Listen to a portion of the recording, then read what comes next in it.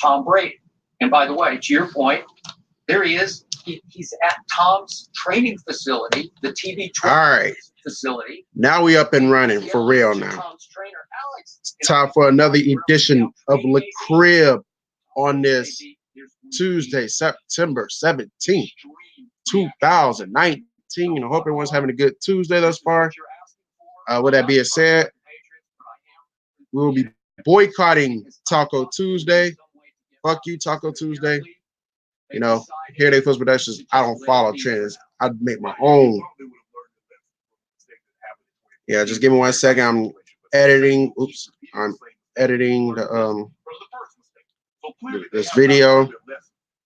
So let's see who's gonna get their ass in here and can converse with your guy. Let's have some fun today.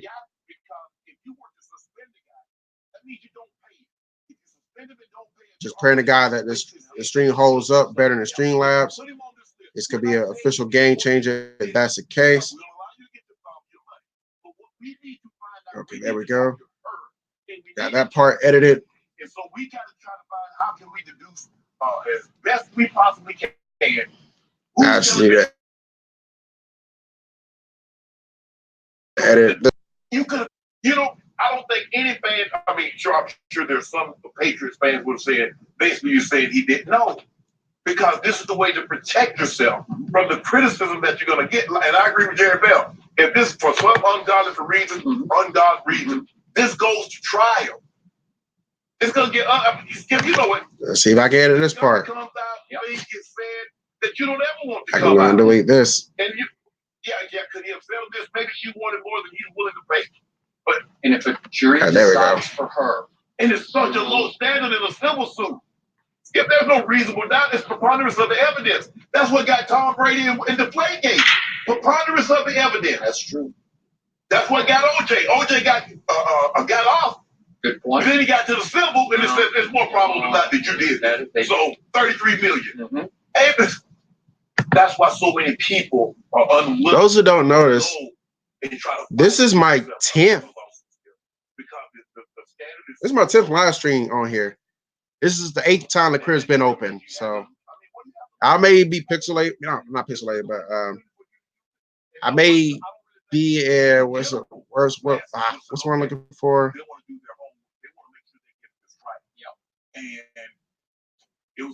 What's what I'm looking for? Not pixelated, but might be a standstill for a little while because I am using my laptop as well to up, the up.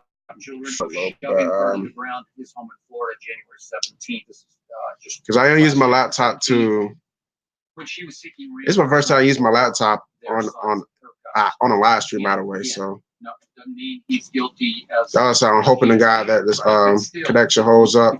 It's strong on my on the laptop, so we'll have to see. Well, he did this. Well, look how he behaved in Pittsburgh. Well, look how he behaved in Oakland. Well, he probably did what she said he did. Those are 3 separate incidents. But you don't get everybody sitting there and being as open-minded. Right. Get rid of these videos. They looking at him and they see television. And then I'm going to edit. That's all it takes, Skip. Somebody else sees a situation where you go.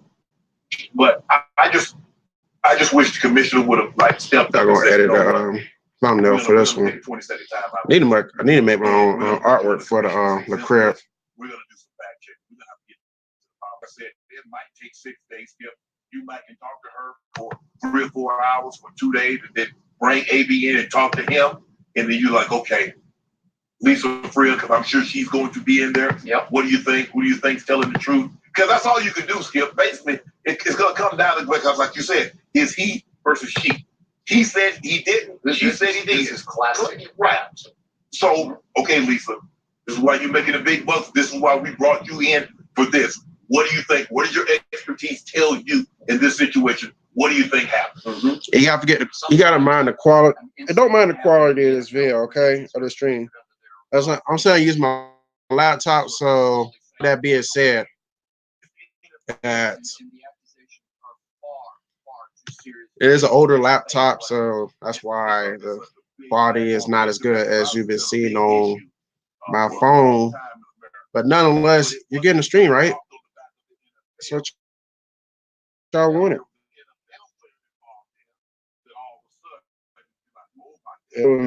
This is, it's not mirror image, it's the right way. In the NFL, get involved in a situation like that. Almost there, y'all. This is what we hear now, Skip. We hear now. I don't know how the NFL. It's going to be very interesting to see what the headlines read. That's going to be the telltale. Well, all I know is completely defiant because he says basically in that what he posted, let the haters keep hating. The devil is trying to bring me down. He uses his phrase. If anybody commented already in the roundtable session, bear with me, okay? I'm still kind of getting this ready, still editing some things. So y'all have my undivided attention about in the next 1 minute. So I'm almost done. But the Oakland situation, I don't understand. I don't know how he thought Oakland was at fault here because they couldn't put you on the field because you wanted to wear the helmet that they said you couldn't wear. Unless he was trying to act his way out of Oakland to get to New England. So, no. Serious allegations that obviously in the crib today. Ooh. Adding another layer to it. He's interesting. In his hometown, Miami, Liberty City High School. And this episode of The Crib is brought to you by Voodoo Ranger IPA. And I think I did this in a drink review in the past. So And don't forget, you can check us out every day on the Serious Sound. Undisputed. yes, background as you can hear, or you might not be able to hear, but yes, Undisputed is on the background. And I'm going back and forth between that and the first take because I did not catch that Friday because I was out. I was just catching up on some stuff.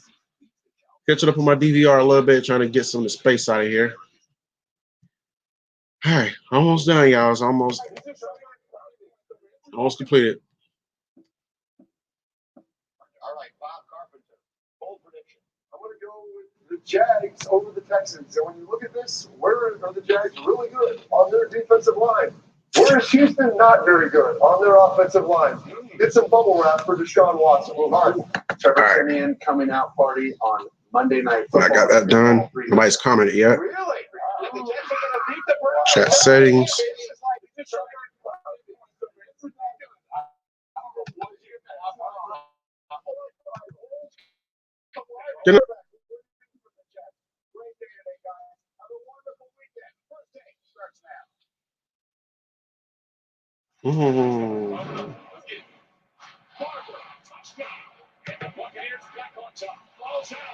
The Buccaneers take it over. Looking to make it a 3-point game. Well, here's the opportunity for Cam Newton. 4th down, the biggest play of the game coming up.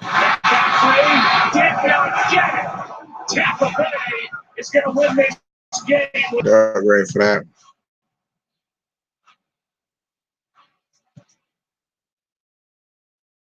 Welcome into First Take. Good morning, everyone, and welcome on this Friday, the 13th. I'm Roz Goldon-Wood from Molly Karam.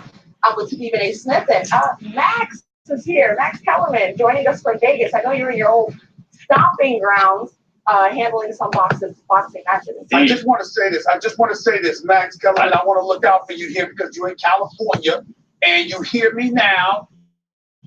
To be working now, but I'm hearing that there's some difficulties. And if there is difficulty, I know what really is happening is that Max is a little bit nervous, having to go against his boy right now and getting the best of you. I understand, Max. If you need a break, if you need a little bit more time to prepare, you're a little bit nervous, and you're not ready to go, we can always blame it on the technicians. We can do that, Max. We can do that. Do you need us to do that? Stephen A. To show you seconds old, you're already wrong. I'm in Vegas, and guess what? I'm feeling lucky. Let's do it. Let's do it. Yeah. You know what? Forgive it. And listen, that's an honest mistake. You're usually in LA. Come on, man. That's an honest mistake there. All right. That really is. That really is. Don't project on me. You're Mr. LA nowadays. You're All right, Mr. there we go. And Stephen A. Smith shows on in LA. You can't stay out of that He city. busted me there. That's got the truth out. He's got me there. Got me there. Max, I know you're in Vegas right now. You're on the call for some boxing coming up, so we'll hold it down for you here in New York. There we go. Do it, All right. Let's do this shit. Nobody's came in yet. Guess everybody's at work. Make sure to stream out. That's why I need decision. Oh, now I got one person watching. Whoever that one person is, state your claim. Though. Let me know who you are. First person up in this bitch.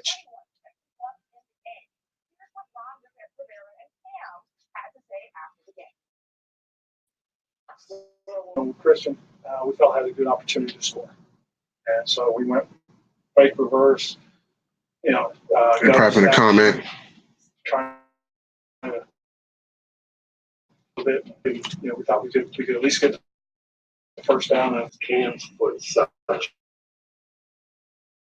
No, his foot is not such off to do with it. Okay. You'd have liked the ball in that final. Of course. But like I said, you're not about to sit up here and have me point and say what I would have called different. Oh wait, I can't see the comments. Me personally. Oh, what's going on, Dave from Colorado? Making sure that I do my part. That's the only thing I can say right now. And I'm shameful to say it that way. It came down to that, not being able to put up points. But hey, at the end of the day, it's the national football. Okay, I can see the comments now. You miss, so at this particular point in time, it's up to us. What the hell? To do better. Where's my banner? And you see Cam taking all right. Saying, hey, he said, starts with me. It's on me. Stephen A., are you? Good. Yeah, actually, an hour ago. Come on, 11 o'clock over here, which will probably be 9 o'clock your time. Yeah, I'm my first time using StreamYard, so I'm just trying to get used to it.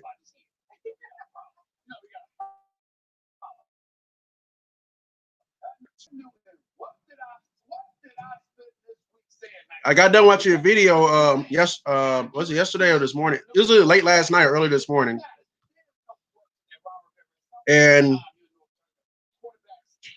that game, man. Garrett Bowles needs to go.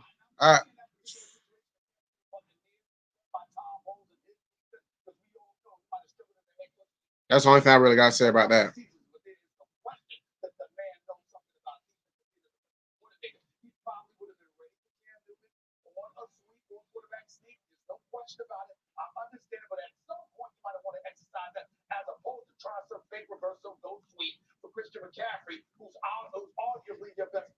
Dude.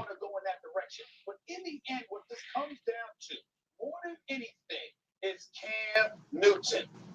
24 of 50 to 324 yards. That's less than 50% of his passes. He was underthrowing and overthrowing all night long. There were a myriad of opportunities that he missed.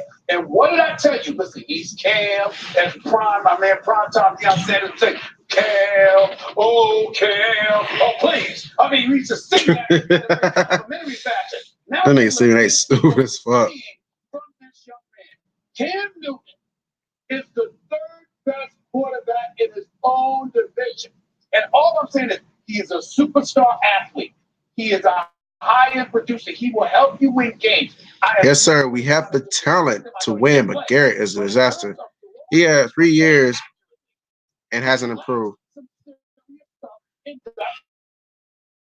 But I was watching Brocknell's video. He kind of had a valid point. Like, if you do get rid of him, then who are you going to have at left tackle? So it's almost like we're stuck with this guy. So at this point,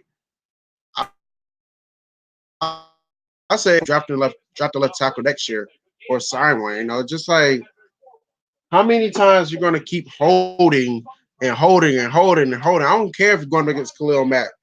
You don't hold 5 times and think, oh, it's excusable because you're going against Khalil Mack. I'm not buying it.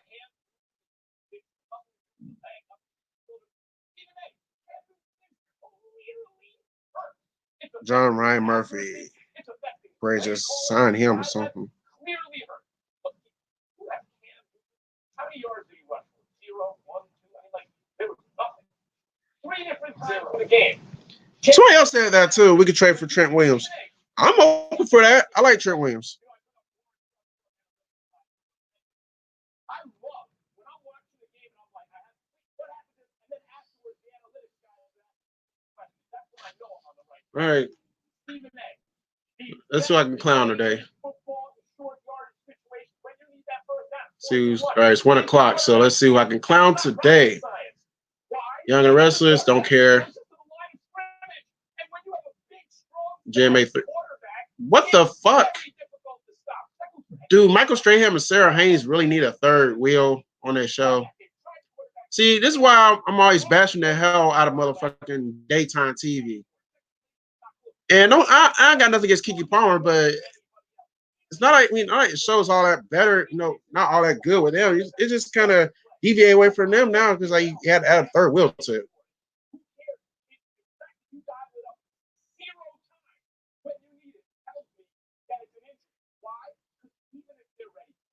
And the fake doctor coming on.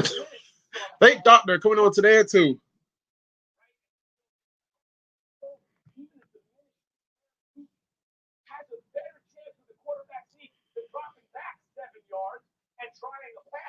All right, let's see what else is on. Outside the Lines, boring as fuck. Stephen A. Smith show. I can listen on the radio.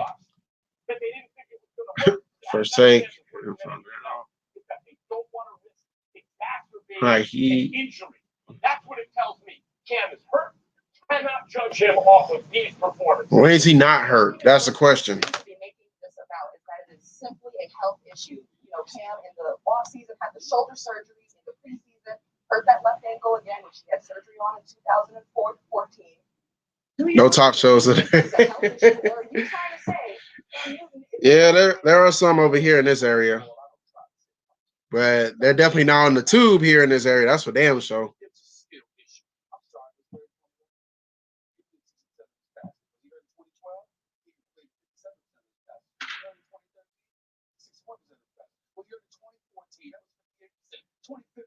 His MVP year, 59%. Accuracy throwing the football has been an issue for Cam Newton throughout his career. I am not insulting this man by pointing out. Yeah, you are, Stephen A. You kind of are insulting Cam Newton. You just saying that the dude can't throw. That's what you're saying. He's a phenomenal athlete. The one with the move change, he can make plays on occasion. He can throw the football more than occasion. He can throw the football, but more often than you're throwing the football from the quarter. Oh no, I was going to show my stream. Has been an impediment to the success of Cam Newton throughout his career. Last year with North Turner, his first was the first time we saw Cam Newton leading that football before he got injured. 67%. All I'm saying is he got hurt. That's right. But the first 7 years, Max, the accuracy was an issue. Okay, well, I'm not going back to saying. listen. I'm not going back to 2000. Look, I respect the argument. Max, last year, first half of the year was an outlier, right? Look at what he's always done. You're going back 7, 8 years to show me that he's inaccurate. No! You just 7, 6, 5, 4, 3, 2. Guys, Cam Newton is 30 years old. Can he improve on accuracy at this point in his career? Can he improve on accuracy? He did last year. Yes. North Turner, you just said it. So if you look at something new and you say, well, that's an outlier, or could it be a trend? All right. There's more people in. A factor that you enter in that would change things. Facebook. Yes, you bring it up, North Turner. There's no reason to believe, or there's lots of reason to believe Cam could sustain and increase performance in terms of his accuracy. The fact that he was inaccurate throwing the football, you need to plant your foot, you need a shoulder to throw. He was muscling the ball, he was inaccurate down the field as a result. Let's stay at your point. Let's stay at your point. I'd like to say one thing. Go ahead. No problem. My bad. Go ahead. You're right.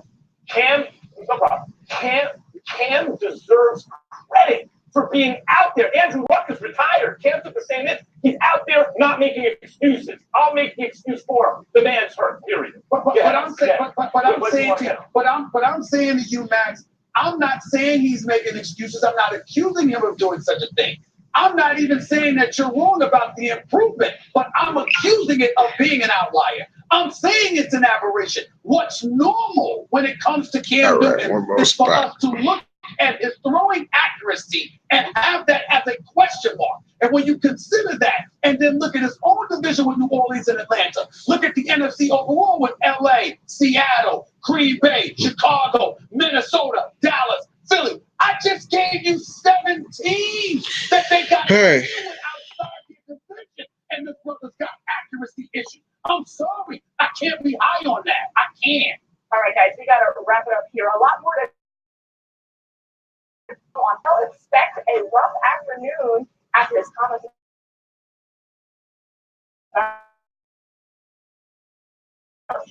Hey, he on first take, Rob. In case you didn't know, good to see you, girl. AB could be on the field Sunday in Miami.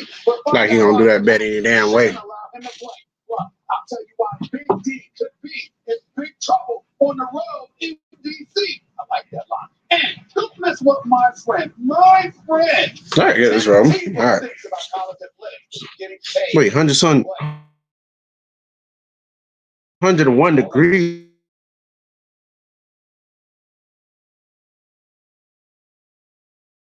today.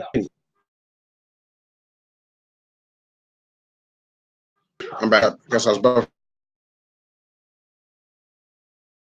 for a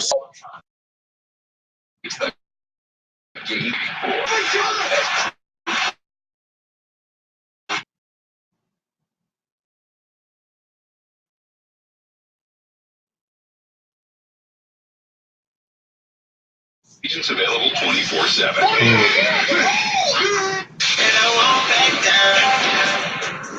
Cam Newton struggled. The Panthers QB went 24 for 50, just over 300 yards, and no touchdowns.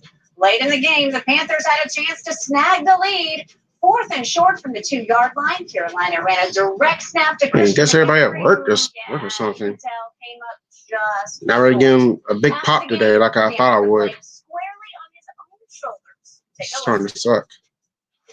Through my lens, it's hard to look defensive guys in the eyes after a game like this, you know what I'm saying? Because, offensively, we don't hold up our end of the bargain. All fingers are just pointing back to me specifically in offense.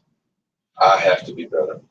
No matter what physical condition I'm in, no matter what foot, shoulder, I ain't get the job done tonight, man. And it's frustrating. I wish I could say something other. I got you ready for it. Take care. All right.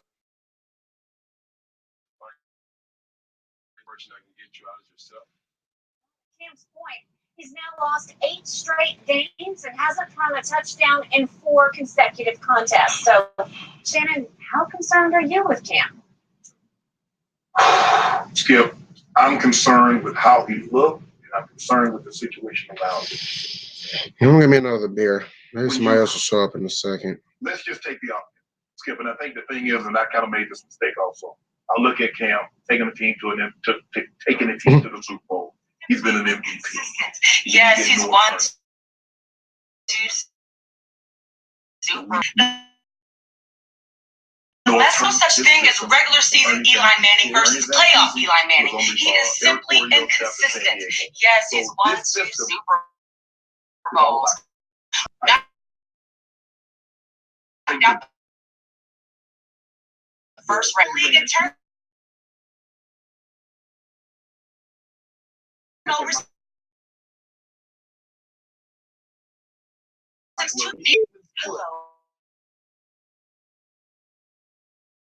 Correct.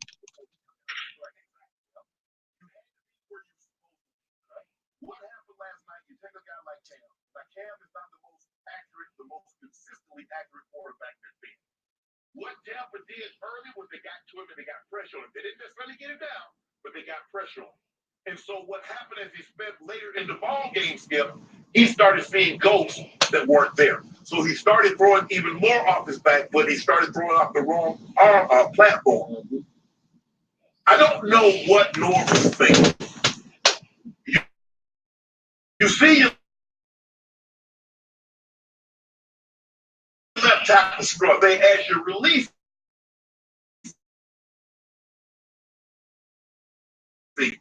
In Cam's lap. They said Cam threw 10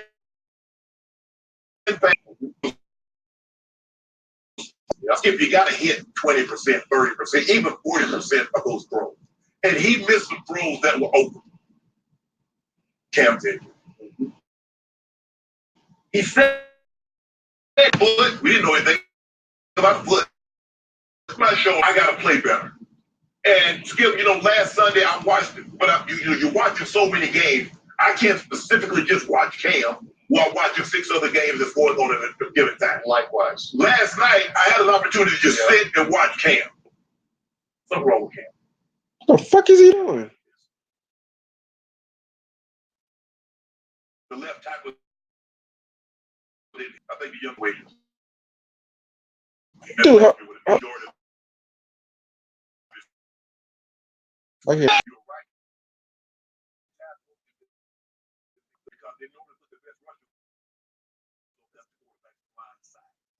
But so they know that your best offensive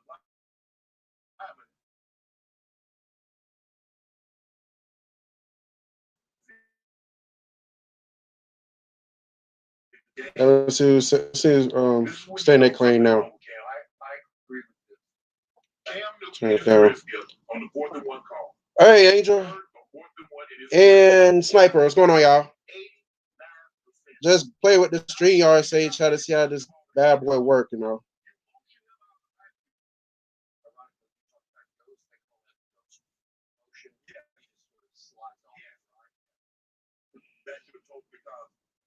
that situation, I'm like, Cam, you say you're Superman. Well, I need you to put your cape on. We're going to direct snap this ball to you, and I want you to get a running start. Okay. Obviously, North Turner had decided just on my lunch break right now, so won't be here for very long. to do that. It's all good. You made it. That's all that matters. And Angel, I didn't do one yesterday. I was going to. Now I overslept yesterday morning, so by the time I woke up, it was close to noon, and I had videos to do on Facebook, so I just made a video saying that I won't be doing one today. I won't be doing one yesterday. I was going to do it today instead. So you didn't miss it. You didn't miss anything because there wasn't on the crib yesterday. You're here today, so. Okay. You're here now. It's not, I'm not gonna make it your stream all the time, but I understand me. I'm pretty sure you understand that I got life to take care of, and I'm gonna make it when I can. So when you gonna do a stream again, Angel? That's what I'm telling you. That was a pretty shitty game on Sunday. Chicago definitely copied Oakland's template on how to defeat our pass rush. Yeah, I think didn't you say that at Brocknut on stream the other day? Oh, you doing one today? Yeah, I will definitely be tuning in. Yeah, I think the thing was with our pass rush, so is that on 4th down, on those last couple of 4th down plays, we didn't drop 7 in the back, with 7 in the pocket, something like that. We didn't put any pressure on Trubisky, and and he was able to plays, around 5. Yeah, I'll be done by then. I usually do this like 3 o'clock in the afternoon.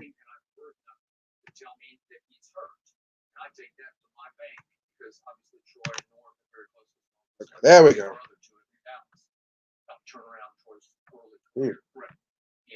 Like Dolphins colors.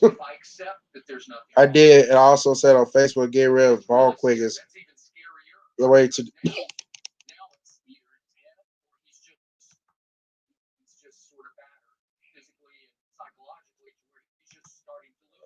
Carolina Blue. It's better. Now we talked about the meeting that he took against the Broncos. Good analogy. Yep. Remember the meeting that Cam took that opening night after the Super Bowl? Lord have mercy. Talk about laying the wood. See. Oh shit. Those were not just body shots; they were head shots. I don't know if I've ever seen a quarterback take more abuse than he did that night. That was horrendous. Yes. That can take a year off your life, right? Okay, so what troubled me the most last Hey, we thought Derek Fisher, Derek Carr, Mr. Trubisky did sometime pass rush and defense. Wait till you see what Aaron Rodgers does to us on Sunday. Hopefully nothing. That's what I hope you do.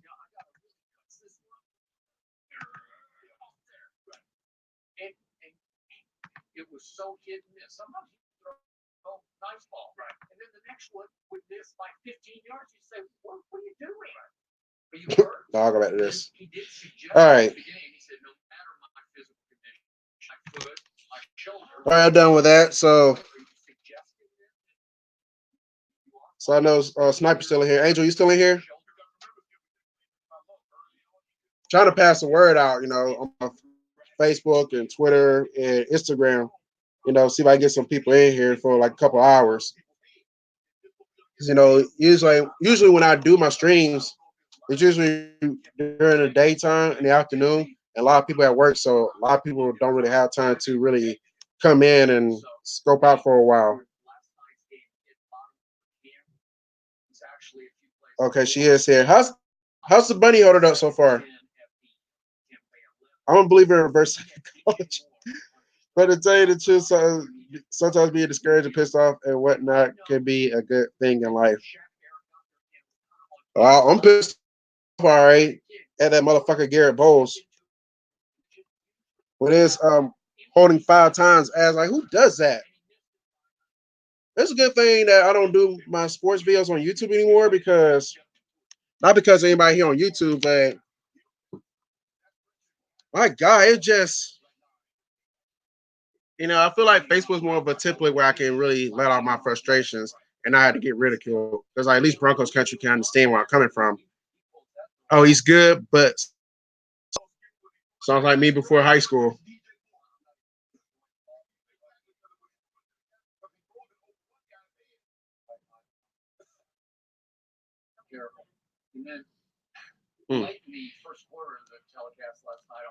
Garrett Bowles is a cancer to our offense. Mike Munchak can't help improve Bowles. No, he was a lost cause before Munchak got there. I didn't think Munchak was going to fix him. Now that I got y'all here, I don't know if I'm going to do the crib next week, because I think I said this in a video last week, that I will be going out of town towards back half of the week next week. So, I'll be focused on getting my Broncos videos out on Facebook early part of the week. I don't know how my work schedule is yet, leading up till the back half of the week. So if you don't catch a career from me early part of the week, that's why. But never rule out LaCrib in the back half of the week, half of that week when I'm out of town. I could, if I take my laptop, there's a chance that could happen, just to let y'all know. And also, it'll give me time to really finish up on the video, the main video I need to finish up on, Sexy Ladies video, so I can get to the special video I've been talking about for almost 2 months now, that I'm pretty sure a lot of people are probably think I'm BSing them now. You've been saying for 2 months now, A-Fizzle. I thought you were going to drop that special video, the shout-out video. I don't want to keep saying it's coming because it really is, but I think with football season coming back, it's just kind of like, it's kind of pushing everything back a little bit. I had a lot of times really focused on the Sexy Ladies video during the summer, because the only thing I had to worry about is baseball videos on my Facebook page. Now the football come back with college football and NFL, I got a lot on my plate right now. So, and then work and all that. So I've already done my side hustle all this month though.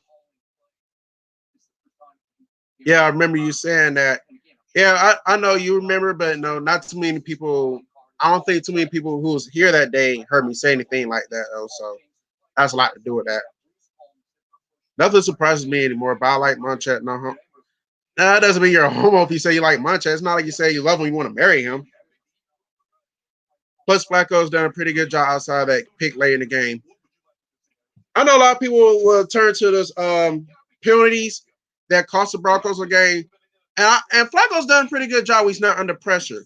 But a lot of people fail to realize, if that play calling towards the end, towards the goal line, when Flacco went up on that interception, that cost the Broncos the game, in my opinion.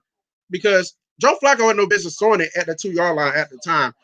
At the very worst, if Joe Flacco must hold the ball, I'd rather do like a fake and have him running in, kind of like what Peyton Manning did 6 years ago against the Cowboys. I'd rather Flacco do that than try to risk, because at least if you don't get in, you still have one more down, which is the fourth down to try to punch it in. I didn't trust him taking that risk right away, where you could, it could be your last down, and it came back and haunt him. I think that cost the Broncos a game, not the fuck ass penalty. Even though the Broncos got away with penalty themselves, a lot of Broncos fans fail to realize that. So that's a lot to do with it. So, but anyways, I think we just gotta get it going against the Packers. I think we got a chance, but I don't know, man. We just have to see how this team does against Aaron Rodgers. That's my thing is. Okay, what else is going on?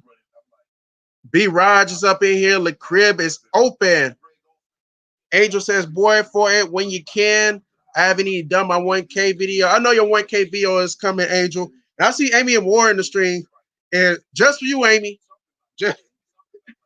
Just for Amy. Because I know when she does a stream, now when she does the next stream, she's going to mention this. I know I'm not being gay, but I'll just make it clear so no one. Nah, you good.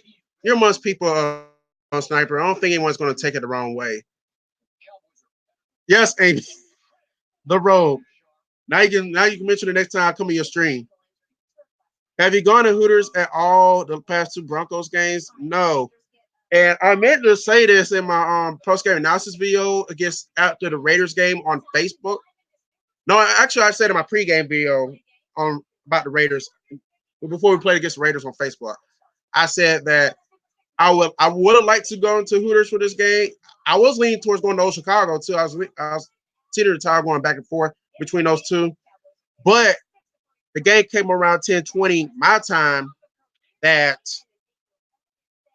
it came on towards 10:20 my time. That it would probably been halftime by the time we got around midnight.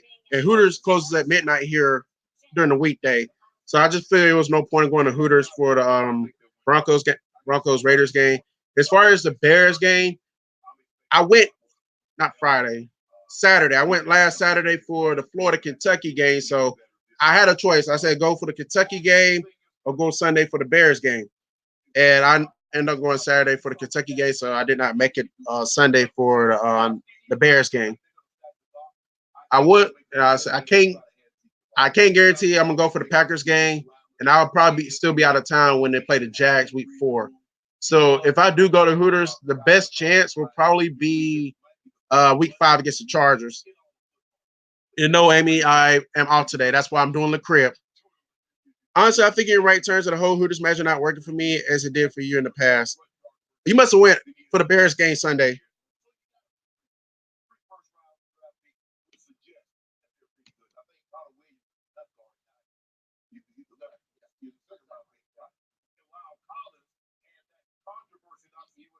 Awesome.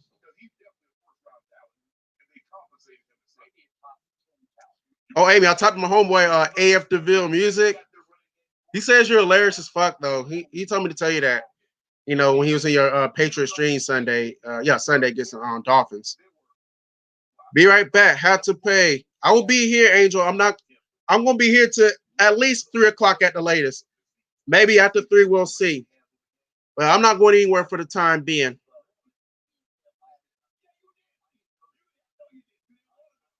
Maybe by then I'll catch my homegirl, Shanette, though.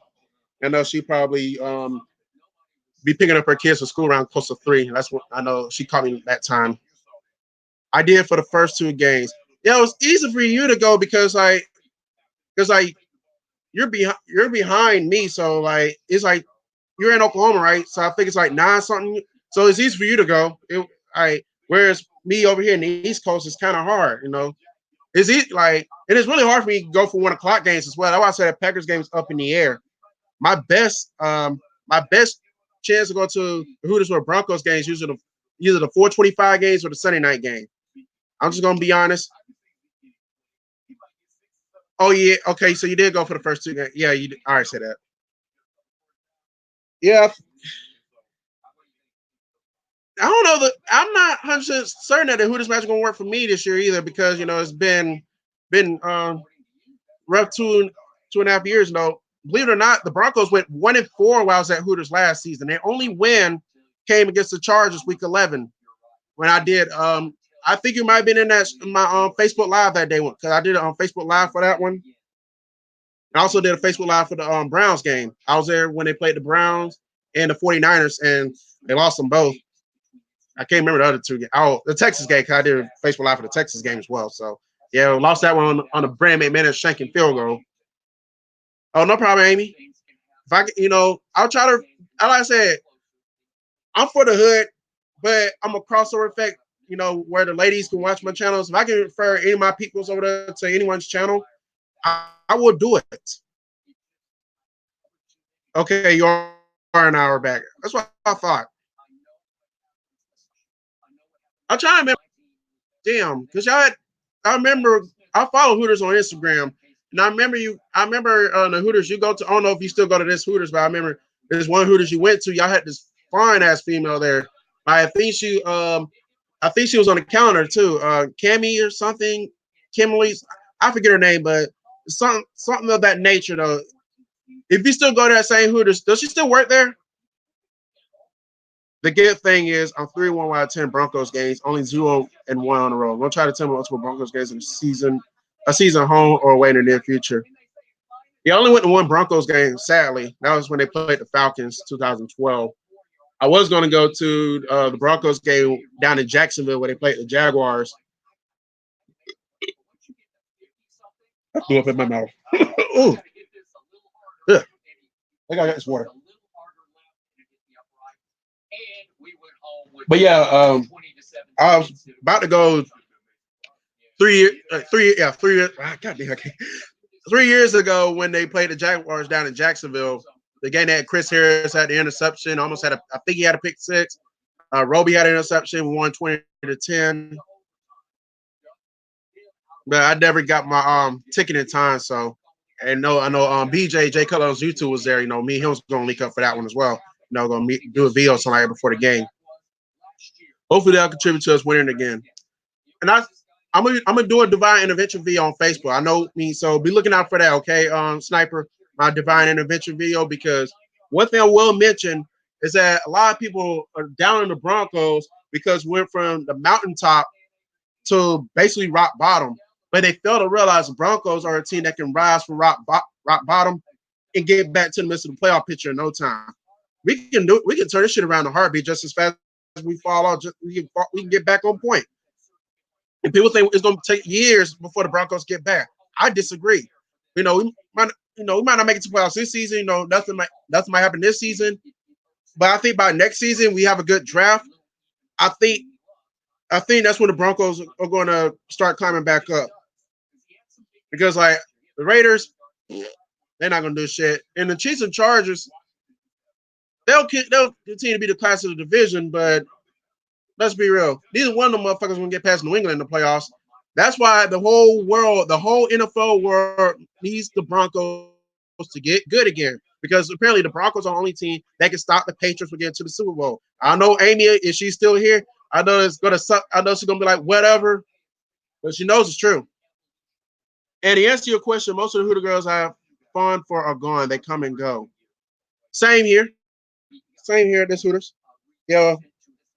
One of my favorite Hooter, two of my all-time favorite Hooter girls. They was around when we had Peyton Manning and we was winning all those games.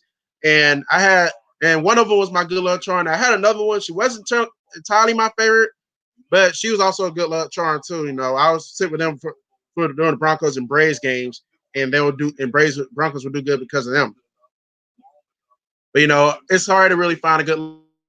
I don't really have a definitive good luck charm. I say I might have one in the process, but I don't know. But yeah, definitely a different vibe from how it was a couple years ago when Peyton was on the team. I do miss those days, but I know we're gonna get back though.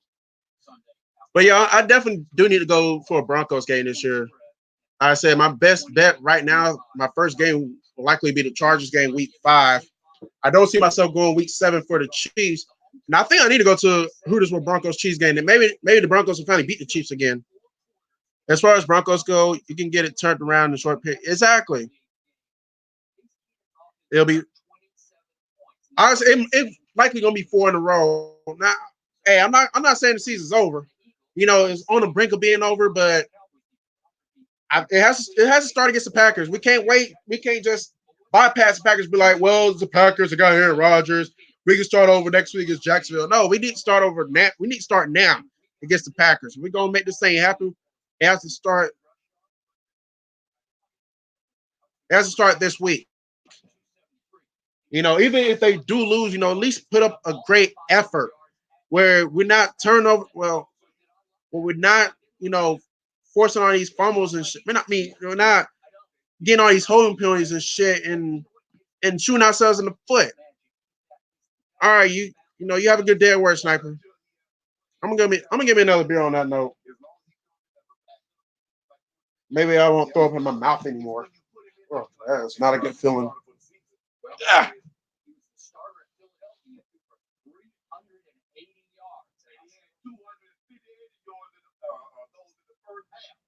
So it means he had 122 the second half. Is that good? Can I get you that? Well, he scares me a lot more than Kirk Cousins did.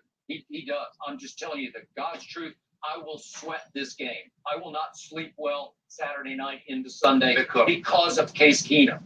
Easy cover? Okay, give me 14 points. No! Why not? You just picked up 27 to 13. You know what? I'm up so many cases of Diet Doom just to prove a point to you. I will my team, but I'll take 14 just so I can laugh at you on Monday when it's a close game. No.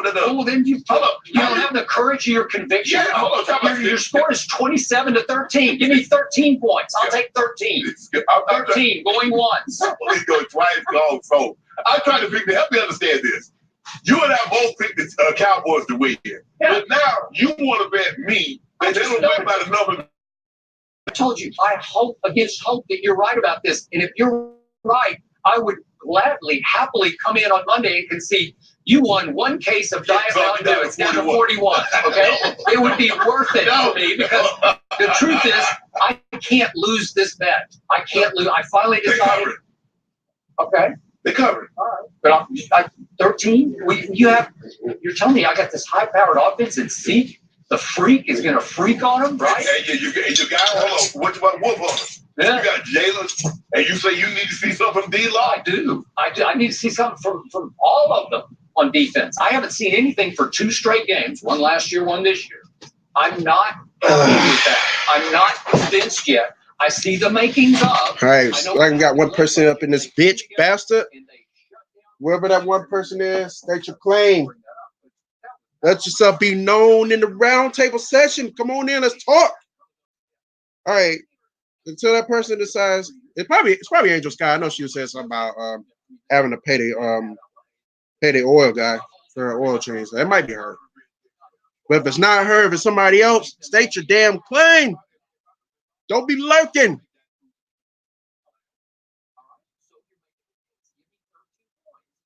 Oh, that was entertainer.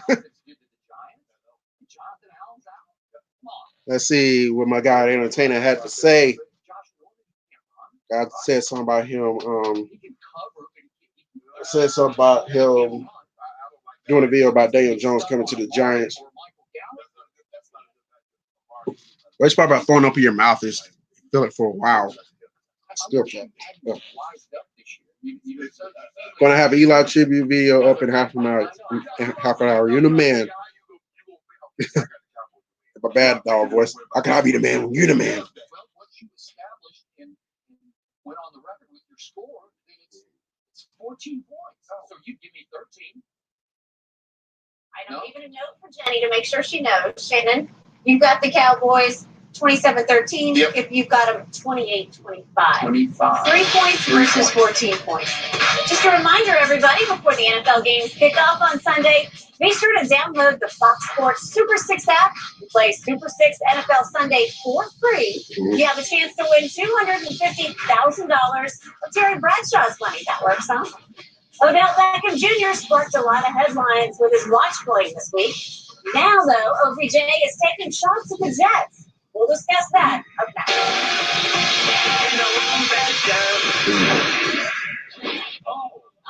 Oh. People with type 2 diabetes are excited about the potential of once-weekly Ozempic. In a study with Ozempic, a majority of adults lowered their blood sugar and reached an A1C of less than 7 and maintained it. Oh, under 7. Okay, we got a commercial. And just like that, no one is here, unfortunately. Our last slide there about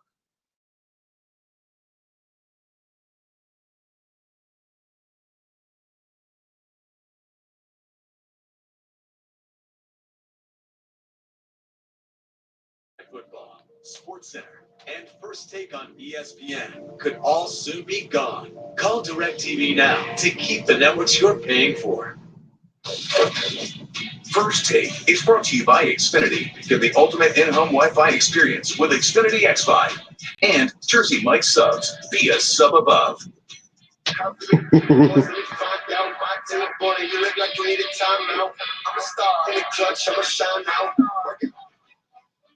Tomorrow, Dallas Wings. I hope everybody's been coming in, has been hitting that like button too. You know, you take your shoes off in the crib at the doormat so you don't put any dirt on my carpet. Make sure you pound it. Take your shoes off at the carpet. Take your shoes off at the door is the equivalent of giving me a thumbs up. A thumbs up for doing the crib to show that you appreciate me doing this, because I could be doing something else right about now. Well, can't really do too much. But it's 98 degrees. I'm not talking about the group either.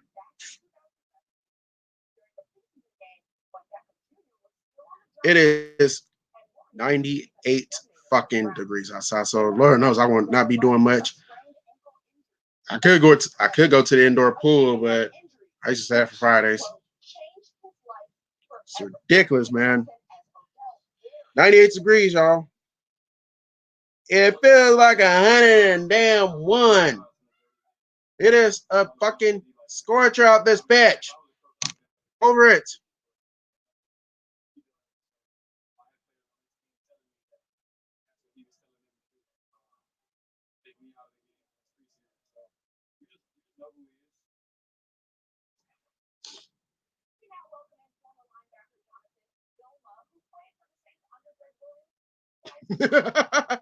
This is gonna be more painful because I was kidding after the game this weekend.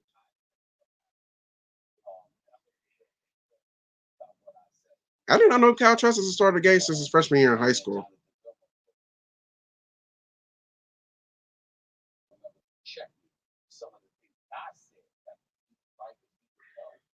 You know what? I said, let's do the damn thing.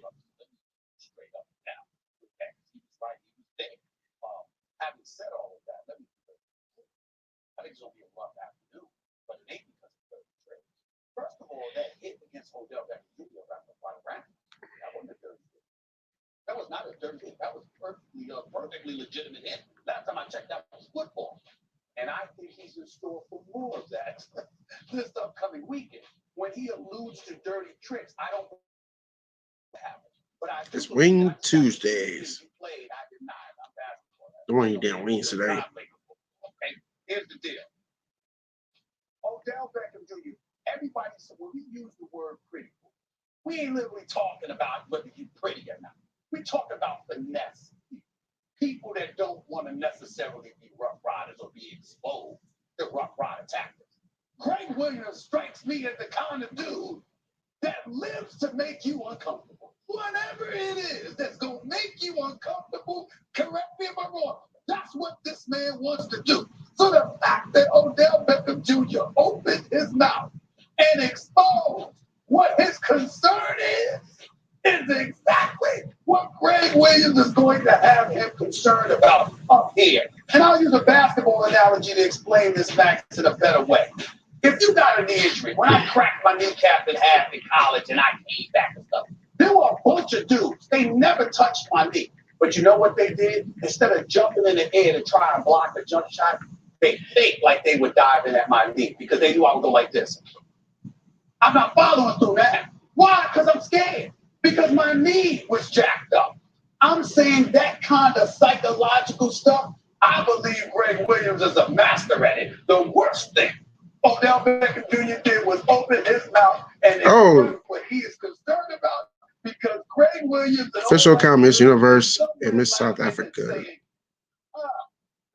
Not bad, Tim Tebow. Not bad at all. She's definitely gorgeous. If I need a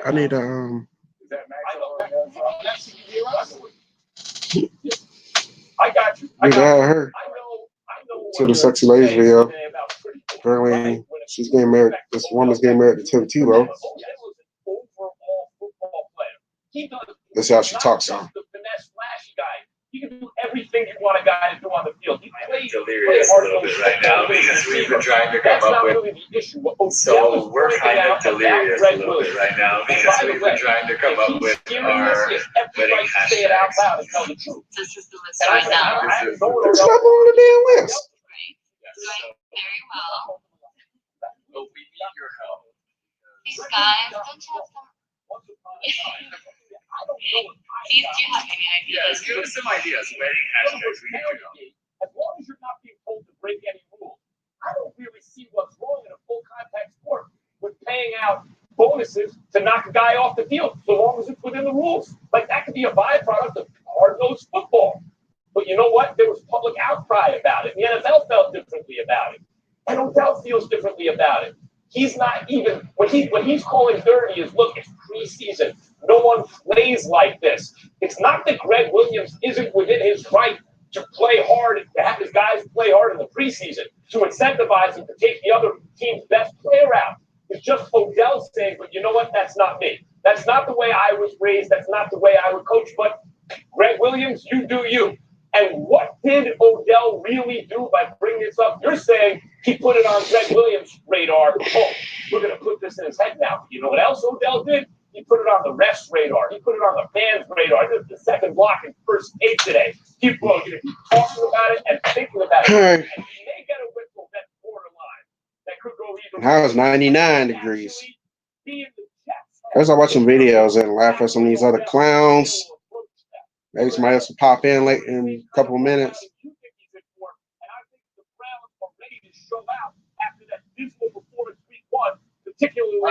All right, see that next.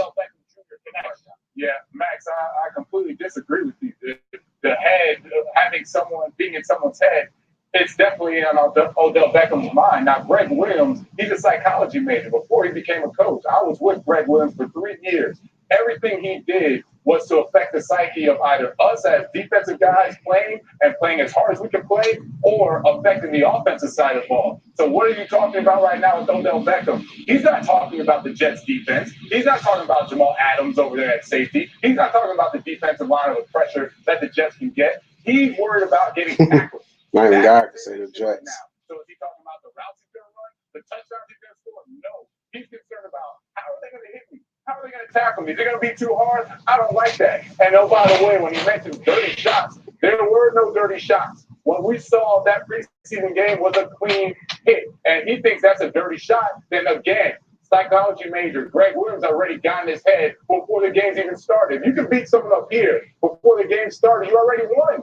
You already won. And God forbid someone goes and tackles him just like he got tackled in that preseason game. You think Odell's going to run hard?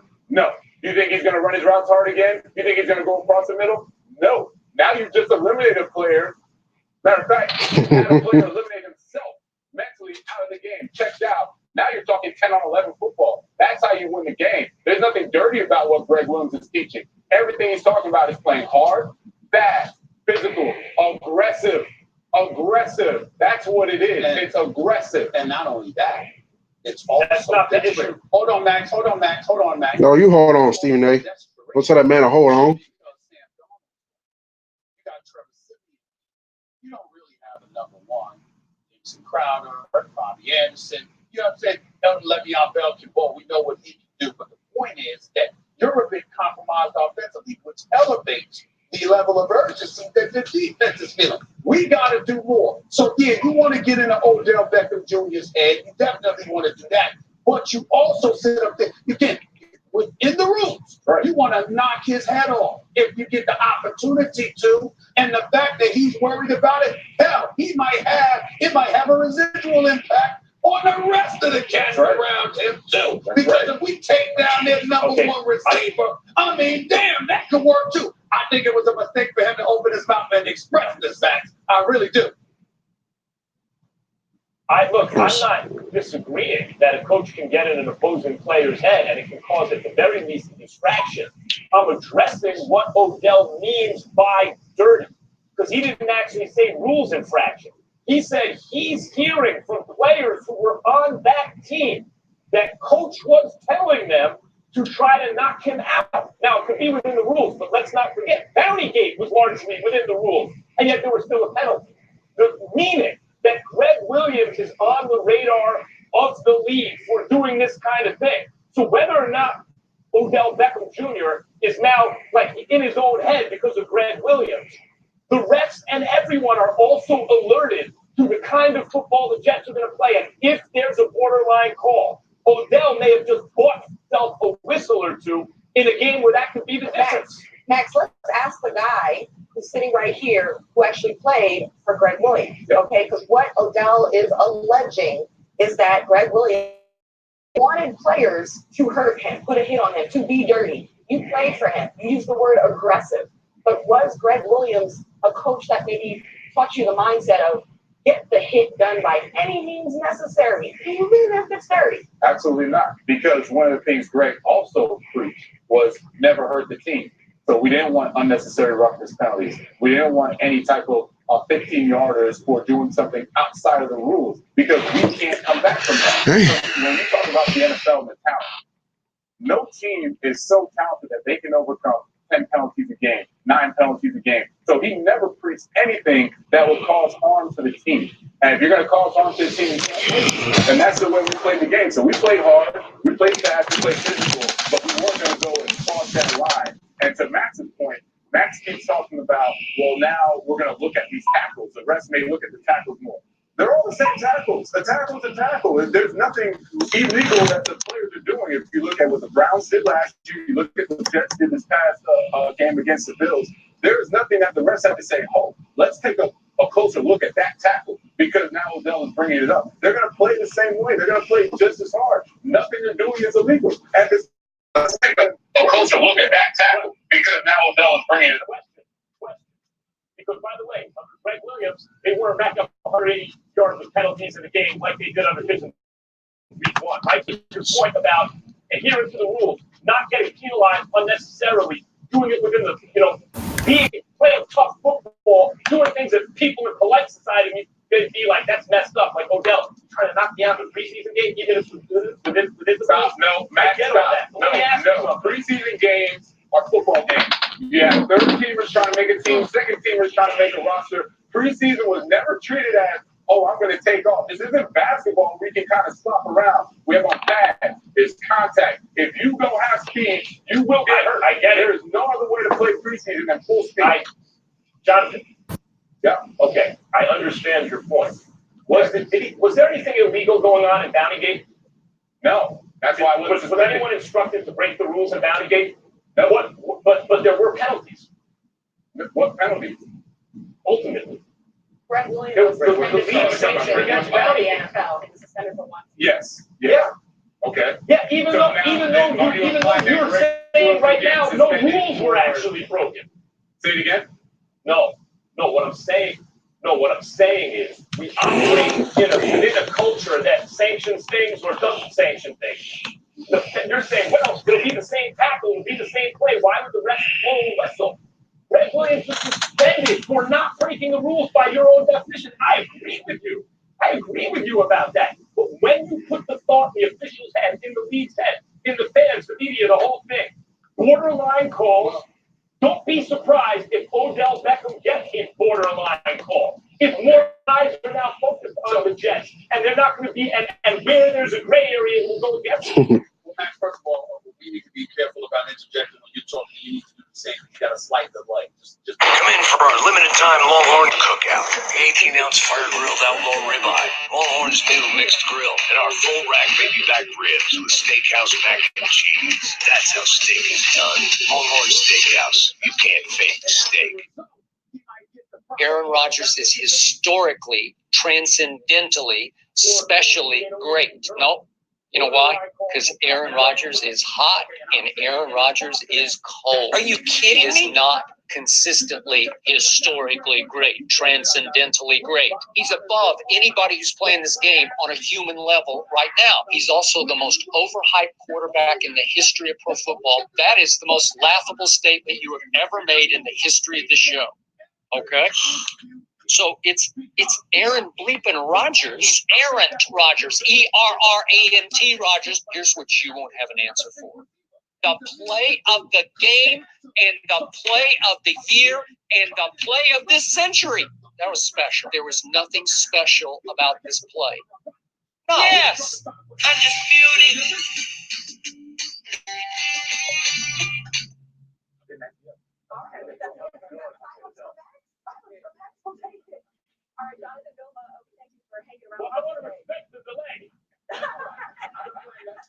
Reedy gives you a lot of flexibility with Whitehead and Murray, and hopefully Damaris Randall should be back for this one. You've got just a lot of talent on the field, a lot of speed.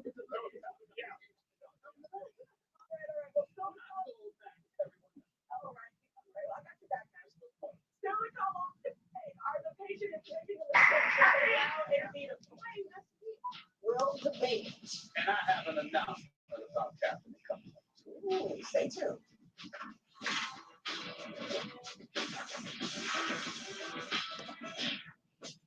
ExxonMobil are introducing the Synergy Supreme Plus. It keeps your engine 2 times cleaner with better gas mileage. That's why they've asked me, Mr. Supremia, to be their spokesperson. Everything of mine is Supremia. My ascot was an ascot. 12 pounds. Oh, that's 12 pounds. A 2-year study showed that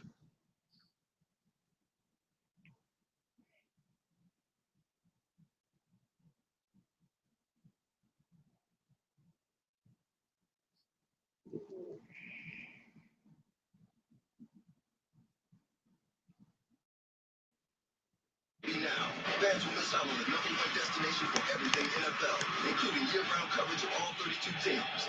Go to iWantNFLNetwork.com to find a provider today.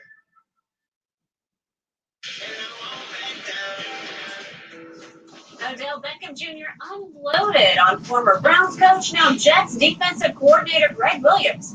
OBJ says that when he was a Giant, Williams was with the Browns.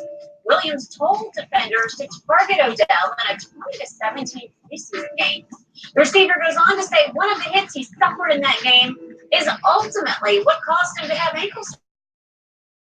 12 games that season, and said something we need to look out for. The Browns' upcoming game against. Well, we got 2 people watching. Who's lurking? The only truth in that statement is if he got hurt on that play. It's hard. Williams say, you know what, guys, we want you to injure Odell in a preseason. Oh, King Jaffa to roll it up in here. Hashtag rise up. Jalen Ramsey just. You shit me.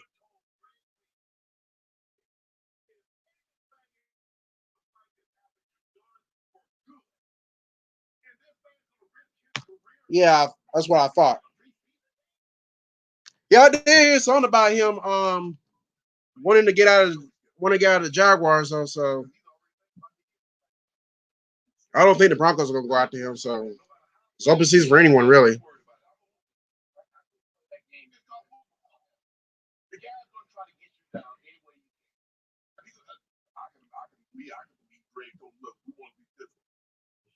We're gonna play a physical brand of football.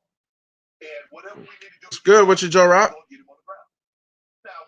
Oh yeah, okay. Yeah, I just heard about it about an hour ago. He wanted to get traded.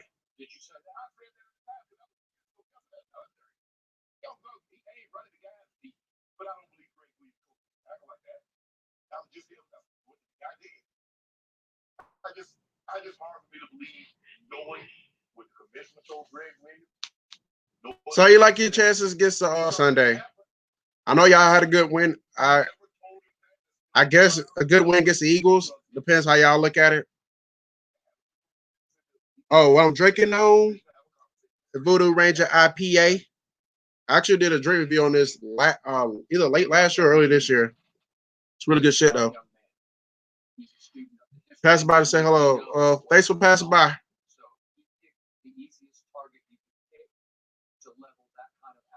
Got to re up by the weekend though. Getting low on these. Greg Williams has a reputation of coaching hard. Yes. Of challenge. We saw him on Hard Knocks a year ago. Challenging his defense. I'm here for. Well, thanks for coming by, AFWO Music. That was a preseason.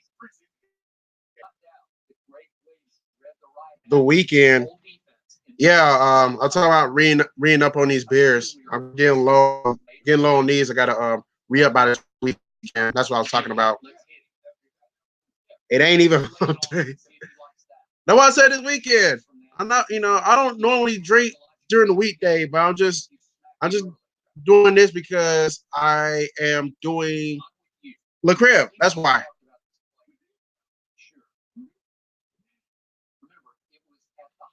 So who I'm talking to, the wife or the husband? I don't know if y'all I don't know which one I'm talking to.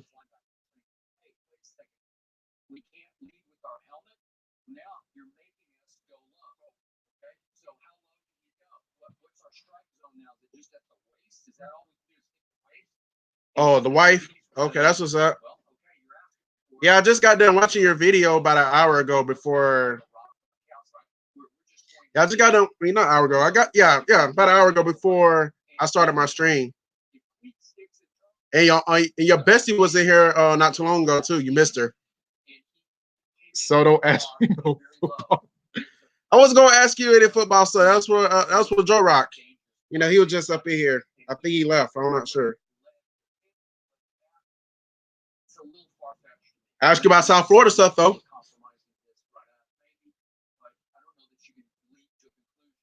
Yeah, you did. Now she said her and Elijah was getting was at the oil place getting their oil change. But she did told me that she will be doing a live stream of her own by 5 o'clock though.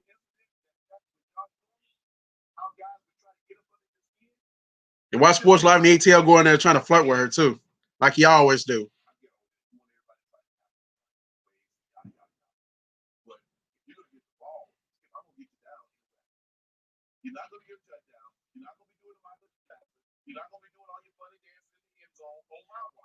Okay. You ever thought about doing a stream yourself? I went through your catalog. I went through your catalog of videos. I think you only did one stream, but you was more so talking about the hurricane. It wasn't like a stream where you converse with your viewers. You ever thought about doing that? Yeah, he does. Then the crazy thing is when I started noticing her on his channel and stuff, he's trying to play it off as if I have to crush on her. I just told her I seen she's attractive female and all, but I won't go as far as saying I have a crush on her. You don't got to do that because you do. Just admit it. Then her last stream, he finally admitted it. Oh, my foot. Got a cramp in my foot.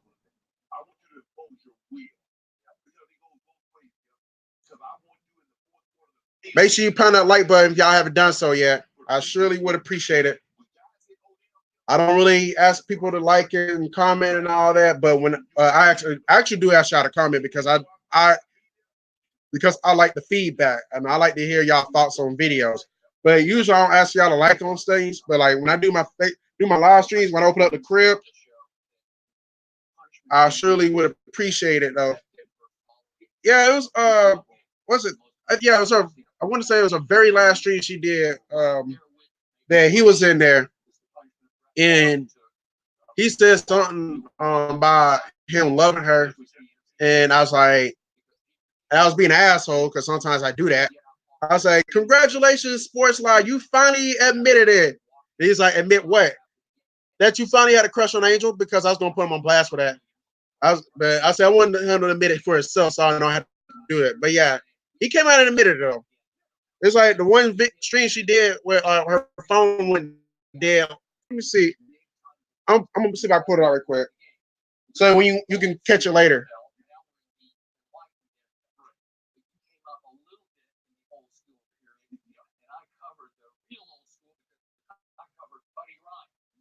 was Greg Williams before Greg Williams. Yeah, because Buddy Ryan had his bounties going on against the Dallas kicker at one point. Yeah, so very last stream.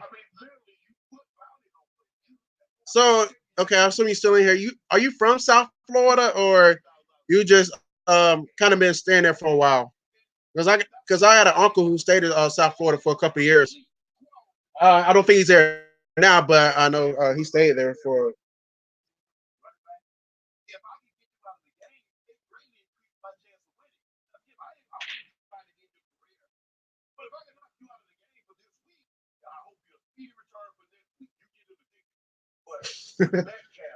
I didn't know people still say Dickens.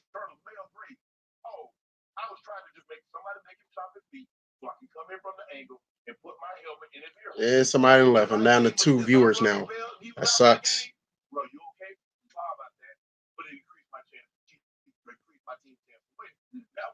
I had to catch that last stream then, but no, I was born in Puerto Rico. Oh, I didn't really guess Puerto Rico, but I did have a feeling you had some Hispanic in you, because I know I watched, like I said, I did watch the video and I noticed your kid's name. I said, okay, she might got a little Hispanic in them. And you know, South Florida is kind of like his area, so I can see that. Raised in Chi-Town, then you moved to Florida. I do have a stepbrother in Florida, but not that far. He's in Jacksonville area. Yep, that's simple. I thought you made a great point. Odell is already talking himself out of the Monday night game. He's going to talk his way. All right, it's now 2:01. Got one more hour, then I will be ending this thing.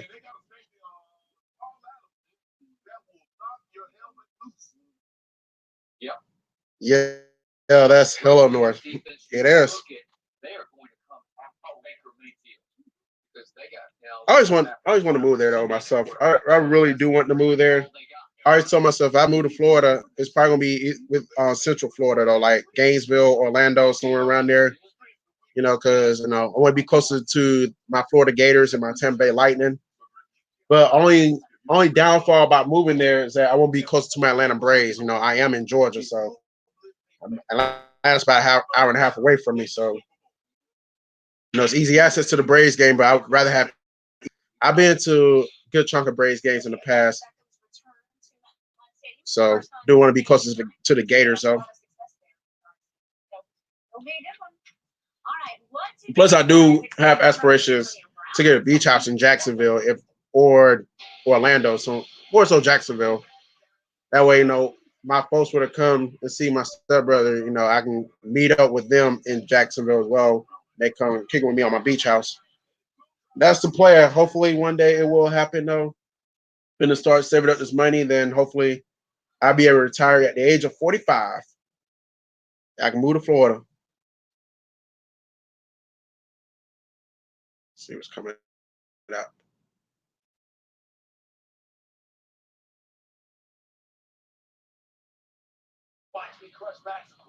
Yeah, I might move north near Orlando. Why don't you get a job at the airport and fly anywhere you want for free? I didn't even think of that. You know, I probably, you know, I have considered it in the past, but I never took it serious. So, but I think maybe next year I might take that serious for real though, because I do like being in the air though. You know, I'm not afraid of heights, so you know, it will be do that though. Yeah, it will happen for you. I hope so. I'm confident that it will. You know, I'm not. You know, I'm always an optimistic person in life. Always been that way. You know, everybody's thinking negative. I always think positive.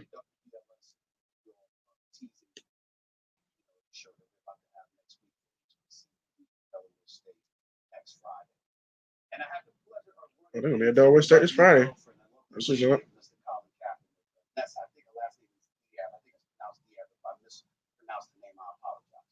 First thing I want to say is that she was incredibly classy, respectful, her and her entire team. I took no. Your husband is a ramp agent for Southwest.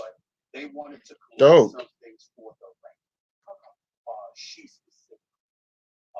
She said Colin Kaepernick has never been offered a job. Not by Miami, not by Baltimore, not by Denver. Now, if I get this job there, and I fly down to South Florida, we got to come link up, okay? Just saying.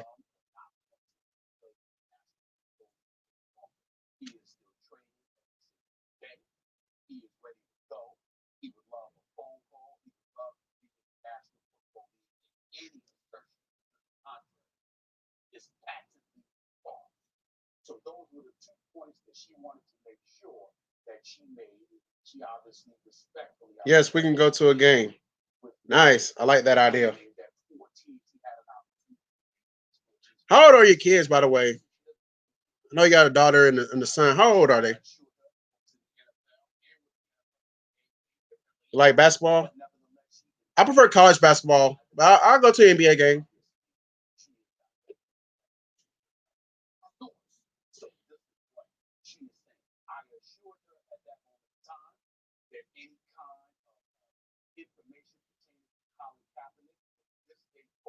Make no mistake about it. You know, I will reach out to her. She was free to communicate. Oh, your daughter is 4, your son is 2. Okay. But yeah, I like basketball though. And her and Eric Reed, if he wants to come. Well, you must gonna take me to a Miami Heat game or something.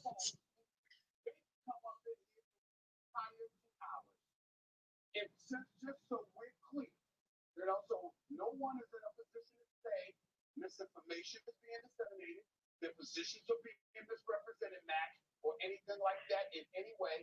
I have offered them an open invitation to come on this show for the entire 2 hours. You offer everybody to come on the show.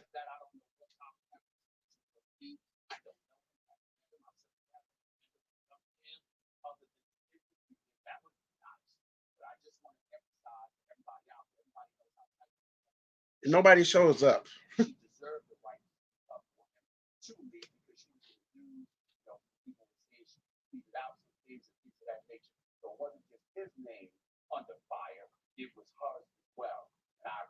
We're 31, and yeah, I like watching the Heat, but the good players left. Y'all 31? Damn, I'm only 2 years younger than both of y'all. Then I'm only 29. I'll be 30 at the beginning of next year. But I had a feeling that y'all weren't that old. I actually gave y'all about. Well, I thought you was older than I gave you about late 20s. I gave him about mid 20s. So ages definitely work well for both of y'all for look younger than y'all actually are.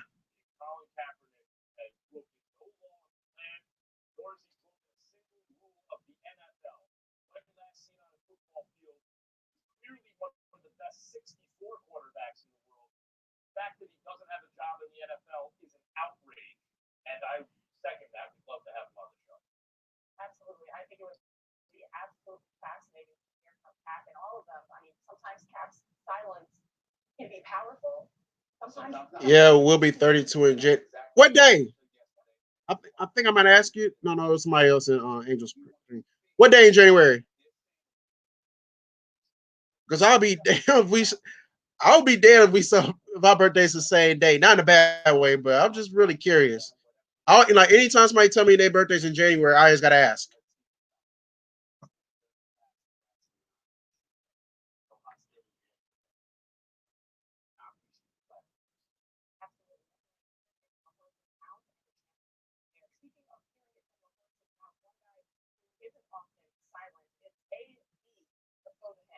Each passing day, it looks more and more likely that Antonio Brown will make his Patriots debut. I'm January 30th, and the hubby is the 29th. Oh, yeah, mine's the 7th. Easy way to remember mine, because I'm pretty sure you know on Angel Sky's birthday, me and Angel's birthdays are exactly 2 days apart. Like hers is 2 days before mine. I told people like, who follow me and her, that's a good way to remember both our days.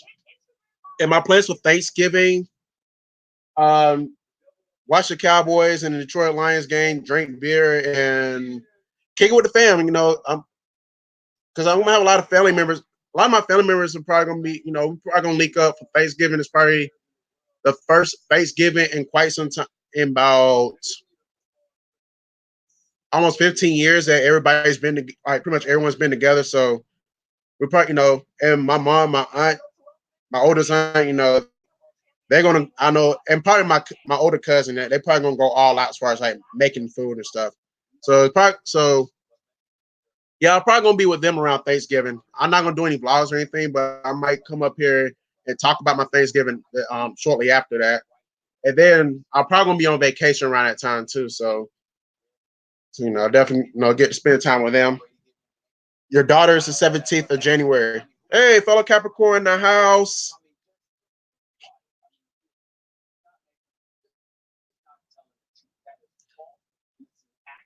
So like everybody in y'all family begins with all y'all names begin with the letter E, and pretty much everyone in the family is a January baby, probably with the exception of your son. That would be crazy. Not in a good way though, because like you don't get that. It's rare that happens where everybody in one household whose first name begin with the same letter and they all have the same birthday month. It's usually either or.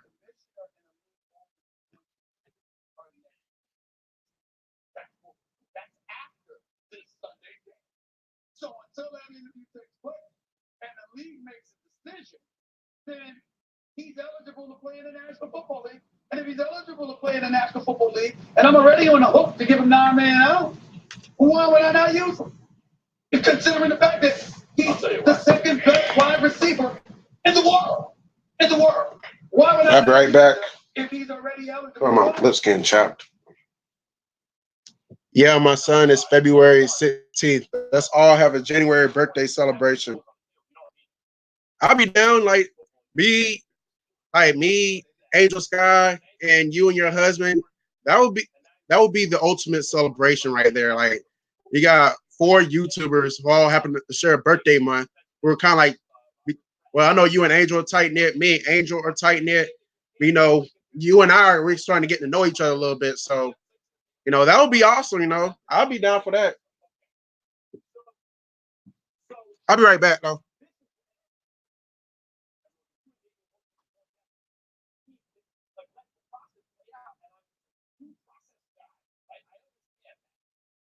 In this case, the NFL and the Patriots should move more expeditiously before this game. And this is the only question I would need to know to see if he's on the field or not. All right, I'm back now. Out there right now about what you did Washington State. If the answer is yes to that, I don't need to know whether he was lying in the text message or whether it was true. Whether he can contextualize. If you're still here, what about y'all? What y'all gonna do for Thanksgiving? I'm pretty sure. I know the 4 of y'all. It's gonna be the 4 of y'all, but like y'all got any extended family coming down, or y'all gonna be going to where they're at, or y'all linking up somewhere for Thanksgiving? Because at best,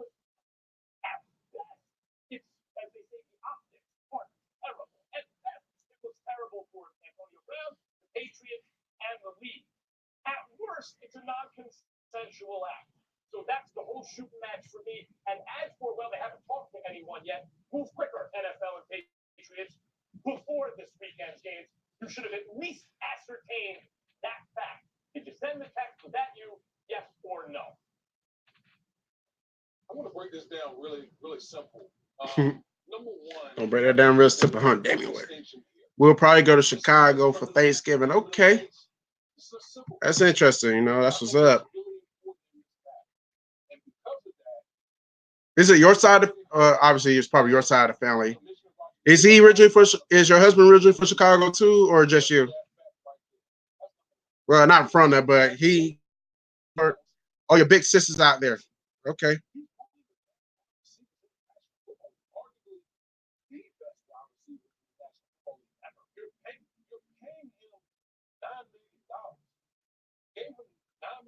Guaranteed. If he's eligible to play, why wouldn't you pay? Why wouldn't you play him? Okay. And when it comes, listen, Bill Belichick. Ooh, it's officially 100 degrees outside. It's the long game. Okay. I'm gonna go back to last year for a second. Who's the biggest threat? Okay, he is from there. Okay, he was born there. Kansas City Chiefs. Last year. I don't think I have any family members in Chicago. I know my oldest uncle, my mom's side, he said he's been out there. I guess he must went on the wrong side of town because he's like, he was like ape shit scared to go back there.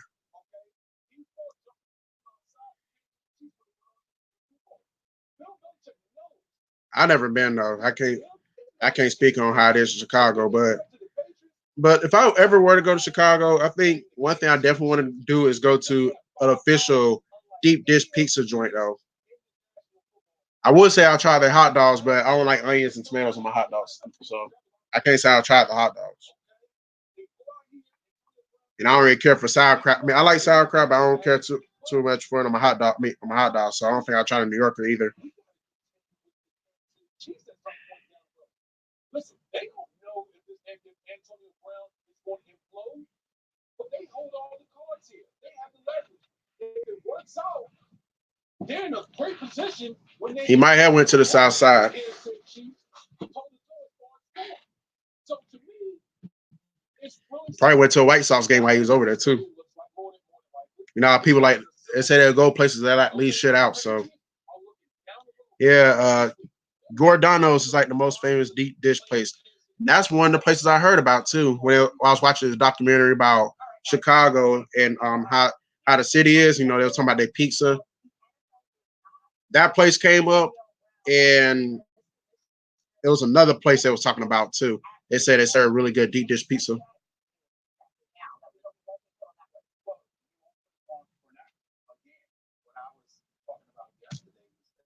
It's like with me, when I go to certain places, I always like to try the famous dish of that city. Like if I go to Chicago, I want the deep dish pizza. If I want to try your best steak, cheesesteak joint. See, Kansas City, the barbecue, Denver, the omelets. You know, I just like to try out different places. Like the most famous places in each city. Like if anybody will come to Georgia, the first thing I would recommend is not Waffle House. I'm not gonna recommend that. It will be like a down home Southern soul food joint. That's what I would recommend for like anyone who comes to Georgia, especially like I'm not talking about Atlanta. I'm talking about like between Central Georgia and South Georgia. That's what I recommend.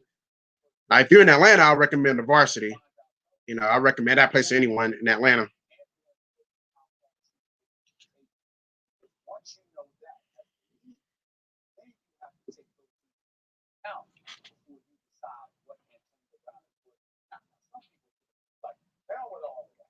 You know what? Sit him down now. But the commissioner's looking at it from the standpoint that also might set a bad precedent that might cause him more problems with the Players Association because it's not a criminal case. So he's weighing one against the other. That's why Brittany Taylor is so pivotal in all of it. Well, I just want to add into that. Let's get better. Man, as hell. He was put on it. So he will still get paid. Right, but just not allowed to play. I went to Atlanta for a Be Your Own Boss seminar. How'd that work out for you? So you just recently been up here a couple months ago. How'd it work out though?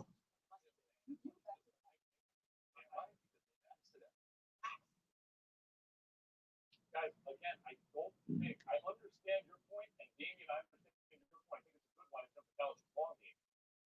But my point is this. Due process, absolutely. Almost every time we have an argument like this, I say, wait a minute, let it play out. Guys, the only fact that the commissioner needs to know in terms of protecting the shield, the image, all that stuff, is it good or bad to the league? The only thing he needs to know, we're the Patriots for that matter. Give me 1 second. I seen you comment. I'll get back with you. Just 1 second.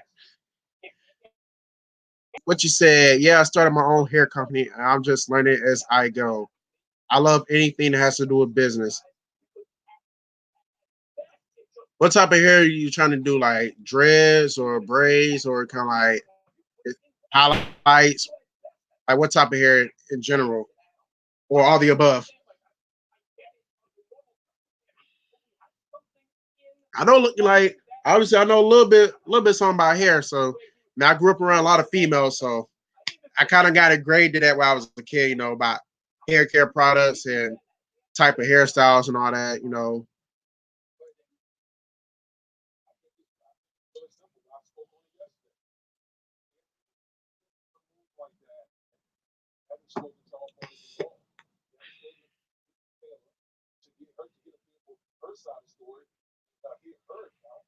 So without having to speak to her, why would you put him on the commissioner's exempt list? Listen, we're specifically talking about the Patriots here. Let's not forget, these teams are in it for one thing. That's winning football games. Okay? So as long as Antonio Brown is eligible and the commissioner and the Adam Schefter already said in his report that the commissioner doesn't plan on putting Antonio Brown on the exempt list as of right now, why wouldn't the Patriots put him out there and play? To play. You're in it to win it, man. That's what it's all about. It's really that simple for me. All right, thank you, Damian, for joining us. We'll have you around on the show. Guys, we'll get back to this. Okay, we're gonna go to talk about Dak and the boys. They're taking on another NFC East foe, but should they be on upset alert versus Washington? We'll debate that coming up.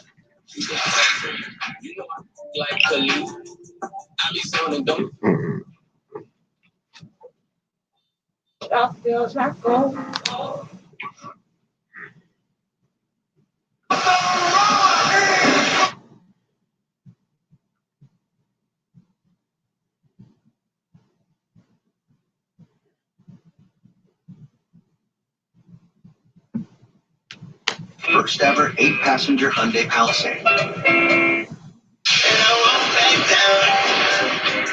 Antonio Brown is expected to make his Patriots debut Sunday in Miami, despite his first practice coming only 2 days ago. Yesterday, Brown worked out at the TB12 Therapy Center with Tom Brady. Brown joins a loaded New England receiving corps that faces a weak Dolphins defense. So, Skip, if indeed we do see AB play, how much impact do you think it's going to have? Stupid ass, bro. However much Tom Brady wants him to have. In this game, in this stadium, against this team, again, Antonio's obviously from Miami. Won't this be kind of like scrimmage? Kind of like a camp practice, right? I think you can name the totals, whatever. I'm going to go at least 3 catches for at least 30. All right. Get us untangled. And I'm going to say he scores 1 touchdown. Because I gotta get this wrong. I'm getting hot. Position to score 1, that Tom will try to see 100 degrees outside. I started feeling it here. Just to initiate him, welcome him to New England. I want to be clear about this. I see one person still lurking. I don't know if that's the E family or somebody else who's just not commenting. I do not feel as confident Staying their claim. with him in the mix. Because I do think he'll mess it up, and I do think they'll allow him to mess up their flow because they're so proud of their tradition, which is not the prettiest tradition, of taking your trouble player who failed for you, who flamed out here, and saying, watch this. Watch what our culture and our system will do for you. Yeah, if anybody's gonna state their claim, you got at least 38 more minutes. I plan on shutting this off at this. Unless we get a really big ass pop between 2:45 and then, but I doubt that might happen. It's still work time, so yeah. So I plan on ending this at 3. So I'm probably gonna give me something to eat at the while because we are boycotting Taco Tuesday. I don't want me kind of craving tacos, but I'm not a trend follower. I'm a trend setter. Oh, the E family is still here. So now it's hanging over the whole NFL. You know, sometimes when people don't comment for a while, and I still see a similar number. You know, that's why I had to ask.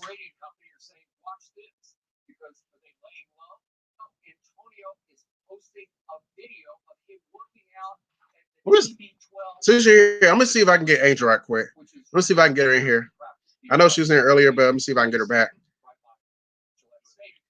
So he's already there, and he's working out with Alex Guerrero, Tom Brady's trainer.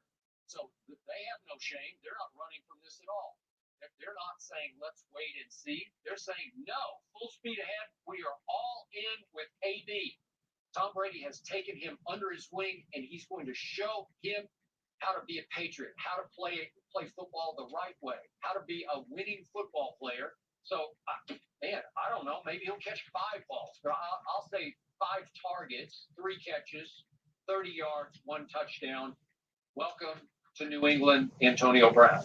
Skip, I agree with you. I don't believe Coach Belichick would have brought this man in and had him sit on the sidelines. I believe he's going to play. I believe I had somewhere between 2020. I was saying, the fuck was that? Okay. I was saying I was selling hair extensions while I was there in downtown Atlanta. I ate bomb food at a place called Calvin's. I'm not gonna lie, I never heard of that place a day in my life. I know a good chunk about Atlanta, but I can't tell you I know everything about the city. It's a really big city for a reason. I know like certain parts like downtown and midtown, like maybe north side of the Cumberland and Buckhead, not Buckhead, but like right outside of Buckhead. You know, I just know like certain places on that side. Can't really tell you much about East Point and College Park or South Side Atlanta.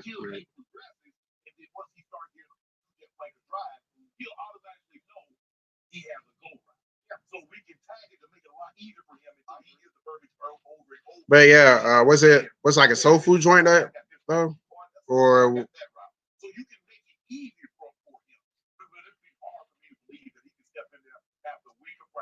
and just Tom Brady calls the play, and he automatically knows what he has to do, side adjust, and so forth and so on. But I do believe that Coach Belichick is going to put his butt out on the field, and he's not a decoy. You don't pay $15 million for a decoy. You're going to put him in. Let's see what he can do. We want to show you what we have now. I agree with you. It's by the aquarium. Oh, they must just built that then. Looking at what we saw Sunday. Because I'm familiar with Everybody Aquarium. I don't recall seeing that place. So they must have just built that then. As far as you selling hair extensions, I guess I won't be a client of yours because I'm not gonna need hair extensions. They have a little bit of everything, but I have lobster with fried rice. Maybe it's Asian thing. Could be.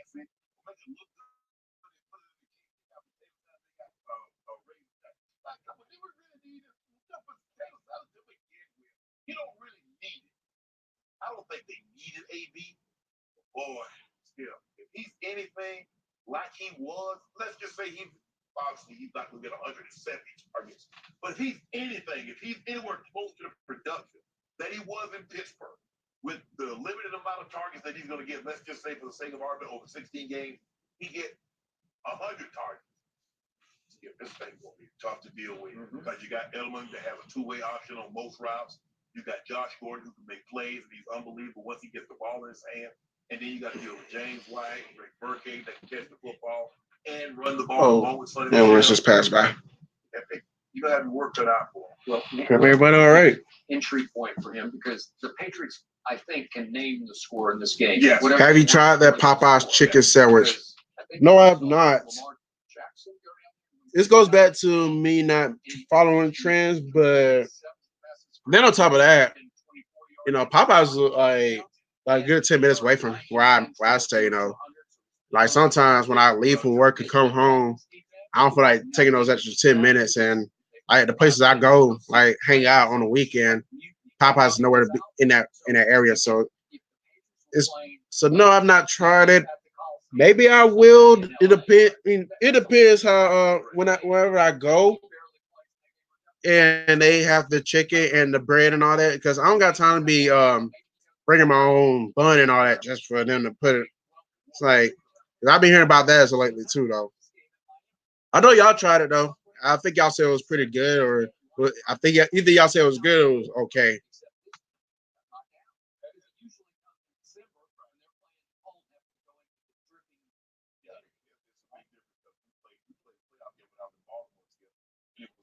We leave it's 20 degrees, and then you get to Miami, it's 85 nights. And that's it absolutely is. But they're gonna have to change the QB ratings, because if Lamar Jackson had a perfect QB rating of 158.3, Brady might have a 200.7. I mean, this is. I mean, do a little adjusting. Yeah. Yeah, that'll probably be the one I'll try too, the spicy. Because I like spicy things in general. I've always been a risk taker all my life though. Like when people will try like regular, like we go to try regular things, and I'll be like, I want to try this, and people be like, "You sure you want to try that? It says it's extremely spicy." And I'll be like, "I don't care. I live for the challenge. I live for the risk. I got the water right here and I got the milk right here. So if all things go wrong, I got something to fall back on. Let's do the damn thing." But yeah, I'll definitely try the spicy one though. Whenever I'm out there by that way again, I guess I'll try it. Whenever that's gonna be though.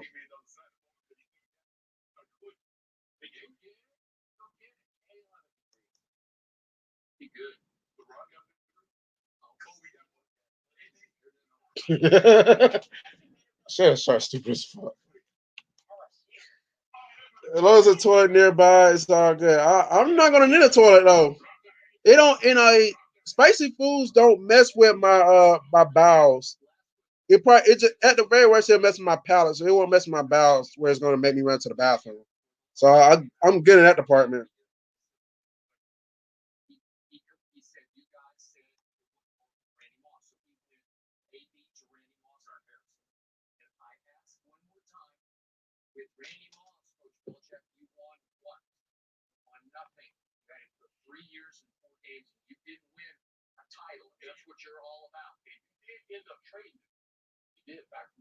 Yeah, so obviously something wasn't working out. He was shut down in that game. But I'll tell you this though, if I try it, don't expect a YouTube video from it because I don't eat on YouTube. I just never done it. I don't think I ever will do it. I'm not trying to do this whole mukbang thing.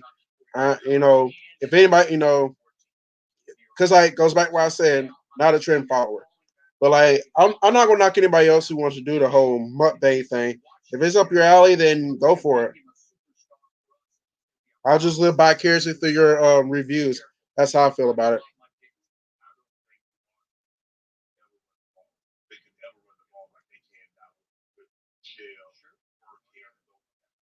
It's a different team because we saw last year what they worked into the playoff time. Yeah, Brady had an unbelievable game against San Diego and KC, but that running attack, Sonny Michelle and Burkhead was unbelievable. Well, they left the What happened to loving challenges? What do you mean? Oh yeah, we talking about like a challenge. That's why I do the drink reviews. That's my challenge right there. But just not mukbangs. I'll do like if you request like a drink that you want me to try that doesn't involve coconut, I'll try it because I don't like coconut. Never did. I mean, never liked it when I was a kid. Still don't like it now. Well, you don't like to eat on camera. Try it. It just feels weird to me. Like this whole eating on camera thing. It never crossed my mind to eat on camera. It's easy for me to drink on camera, whether it be alcoholic products or a glass of water or a cup of water in this case. Just in case I feel like I'm gonna throw up in my mouth again and do got some water. It's easy for me to drink on camera because people know me for doing drink reviews. They don't know me for doing mukbangs and all this other stuff and that involves eating on camera. And people who do that, power to them, but it's just not something I will be willing to do. But I will meet them in the middle, whereas I might make a vlog saying that I tried this food item and I'll give my honest and peer review of it. Oh, these people are stupid.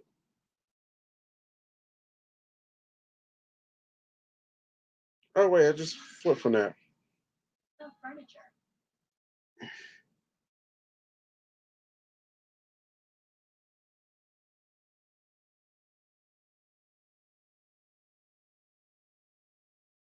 And I wouldn't consider eating on camera as a challenge to me either.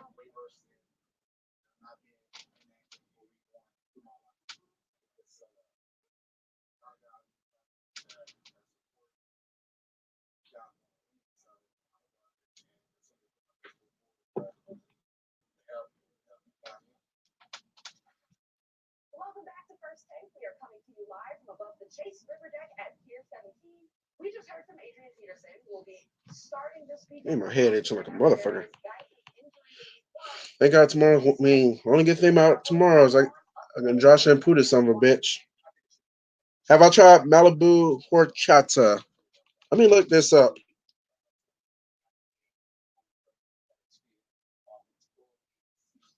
Let me see what I'm going up against.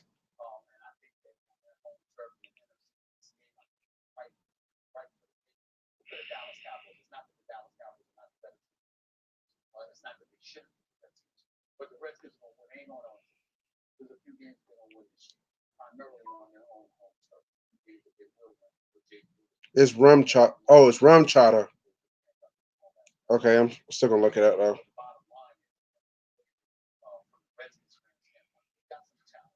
All right, let's see what I'm up against.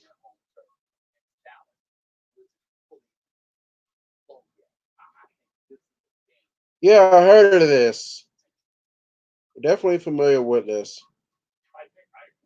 Oh no, it has coconut in it. Well, we are looking at a 2 out of 10 for that. I'm just gonna be honest. Like anything with coconut in it, I don't like it. It just tastes. It don't agree with my palate. So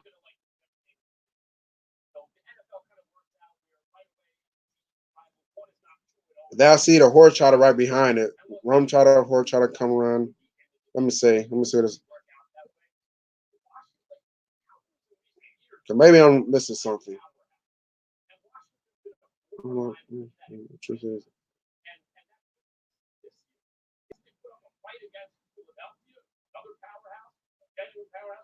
it said, oh, it does have coconut. Yeah, I was trying to read the ingredients. I can look for it. Okay, yeah, okay. I can look for it in the store. I do gotta go. So I do gotta go to the store this weekend. So I might go. I might go look for it though, for real. If I can find it, then I'll hit you and let you know that I will do it. I know I got to do the mojito for Angel Sky too. So yeah, definitely got to get on with these drink reviews. I'll start to get requests up now.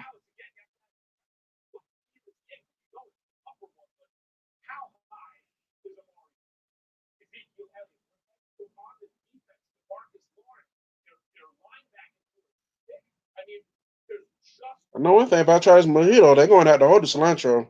I don't want those damn leaves in my fucking drink. Creamy vanilla, cinnamon. I can deal with that. Yeah, I can deal with vanilla and cinnamon. All right, mojitos, cocktails, consists of 5 grades, white rum, sugar, lime juice, soda, water, and mint. Yeah, I'm about to try this weekend. This mojito. Yeah, I'll look for that in the store because it says they sell it there. So I will try that. If I find it, I will definitely do that though, for sure.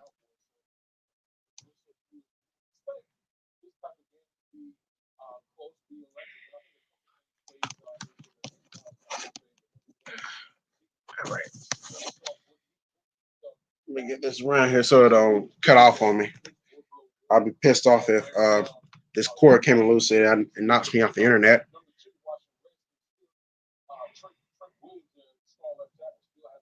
Yeah, I'm at the truck. Tell him I can try this, but they're gonna have to hold the damn cilantro. I don't want it damn leaves in my drink.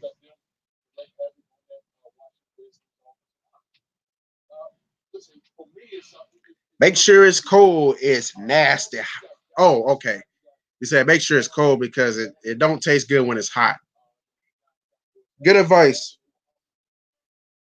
Because usually all my drinks gotta be cold anyway. Though. Like drinks of that magnitude, they gotta be cold.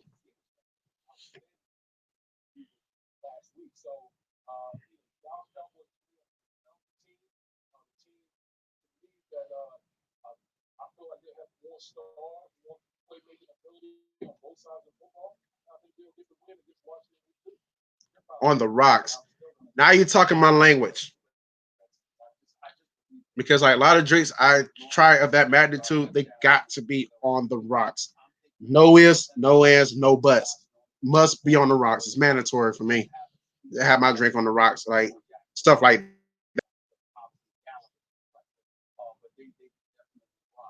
Yeah, I was speaking of on the speaking of drinks of that magnitude. Last week I was at the bar at the hangout. I don't know. Obviously, you don't know what this place is, but it's in town. I let one of my good buddies because they was testing out two new drinks for a special, and I let one of them, I let one of my friends taught me into getting this lime colada. That shit was sweet, too sweet for my liking. I said it's a good. I looking back at it now. I said it's a good thing I didn't do a drink review on this because I probably threw about 20 F bombs in that video.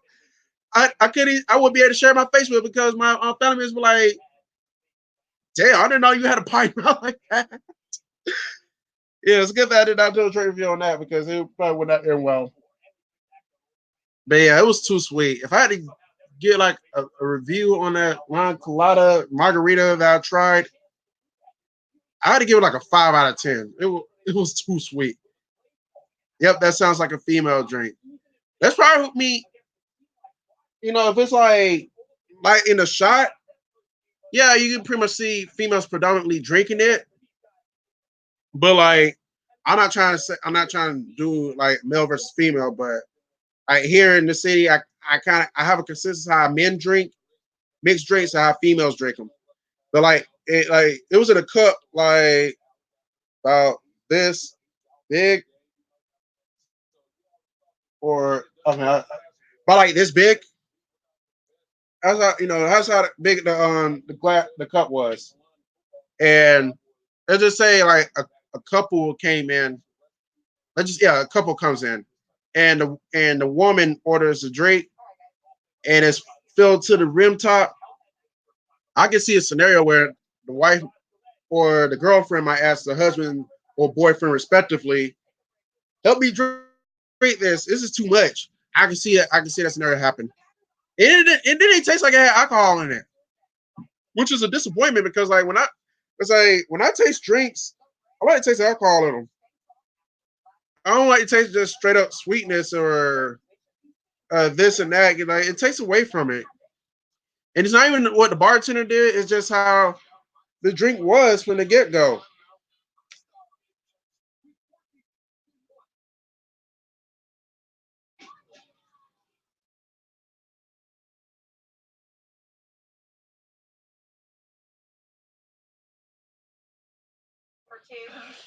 LeBron. Sports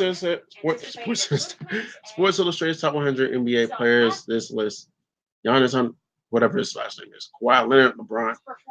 Yeah, LeBron number 3. Okay then. Take some shots from your analyst hat. Do you have any problem with these rankings? Yeah. I mean, for the first time, 3 should have been one. you know. Yeah. For the first time since 2013, when they first instituted this top 100, the king, LB. Well, yeah, I'll go back to work Thursday, so I'll look drink on Thursday that you're talking about, the rum chata. I'm gonna look for that on Thursday. I got to go pick up some beer for the weekend anyway, so might as well go pick that up as well. He's the 6th ranked player in the top 100. So when you pair those two guys together, but I've never seen. So this is 2 for 1, so that means one should be 3 because AD's gonna. No, actually should be number 1, given the circumstances that AD is number 6, and so he should have been number 1. Knowing he says based on past performance and what they see with the. I text Angel must not be coming back in the rest of the day. I've never seen a guy get more out of one playoff run as this man. Now LeBron had that 16, and I don't even know if he got this kind of hype. Last year, LeBron, 2 years ago, LeBron was 34, 9, and 9. And do you like any wines or champagne? I'm not a strong wine drinker, but I will indulge in it sparingly, though. No, I prefer white wine over red wine, though, but I don't mind red wine either. Well, I don't mind wine mixes. It's like I had this. I was around this person and they made like a mixed drink consist of wine. It was really good. As far as champagne, I can't say I'm a champagne drinker. I'm not gonna lie to you there. Like only time I really drink champagne is like on New Year's Day, like bringing it in New Year. Other than that, I don't really fool with champagne like that. But I also told people when I did my drink reviews, I was open to wine as well. Like if you like somebody had a request for me to drink wine, like a wine drink, I'm open to that. I'm open to that request.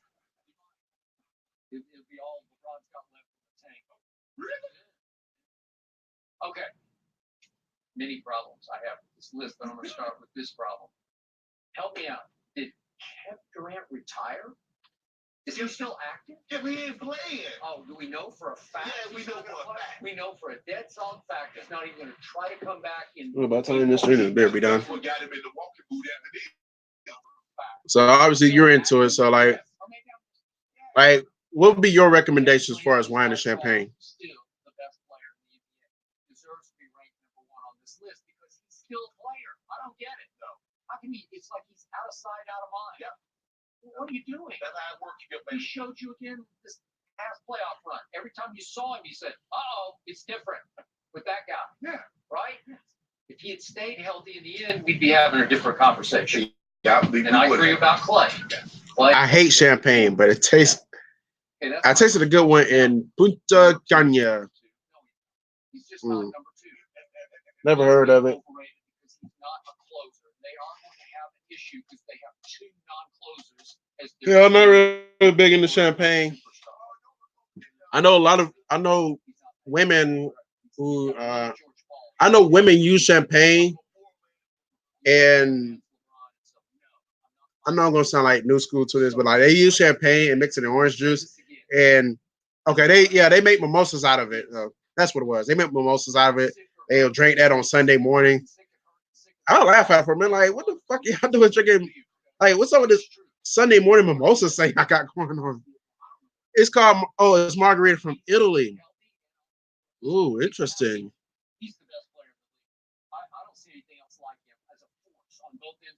Well, whenever they decide to ship over here to this side of the U.S.,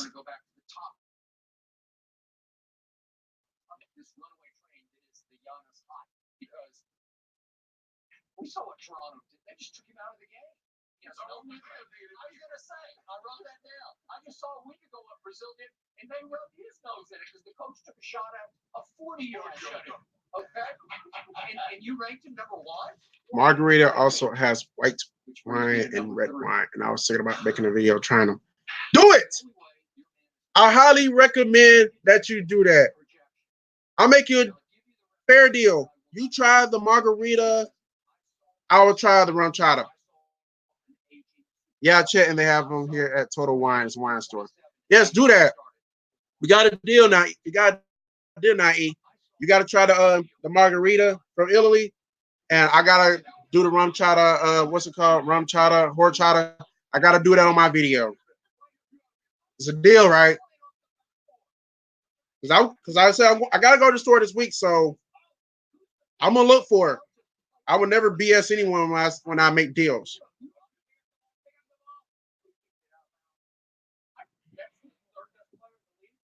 And you gotta give me props if you try it now and you like it. You gotta give me props if you try it because I convinced you. And I'll give you props when I do the rum chata.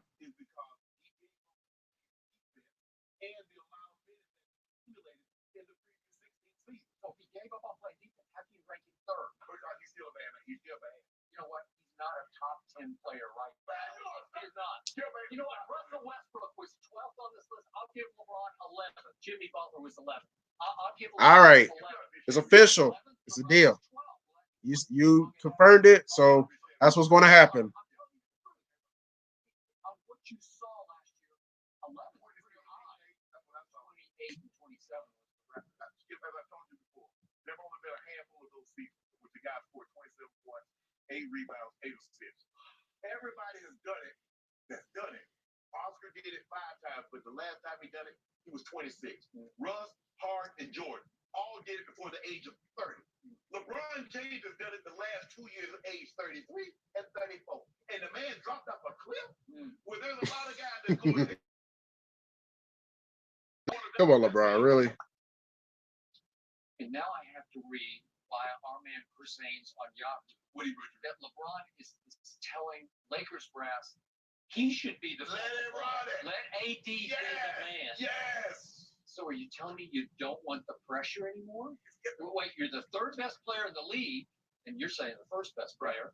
And yeah, All right, I have to go cook. man now. What you gonna whip down today? You don't want the pressure, but at the end of the year, you're gonna want the attention. Pork chops, macaroni and cheese, bucket. I'm coming down to South Florida to eat with y'all today. I don't eat broccoli, but I like the other three things: pork chops, mac and cheese, and green beans. I'll come down there for real. Well, I'm gonna let you go so you can go cook, though. I appreciate you chiming in. But yeah, I would definitely get to your request, though, for sure.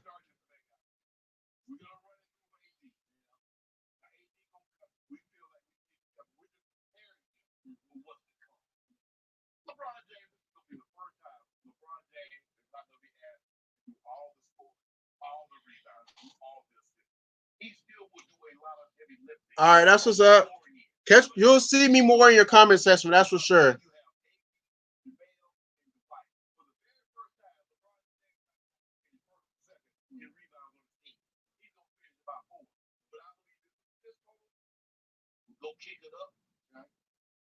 And with that being said, peoples, I'm only gonna be on here for 10 more minutes. It is now 2:50 p.m. Well, it's 2:51 now.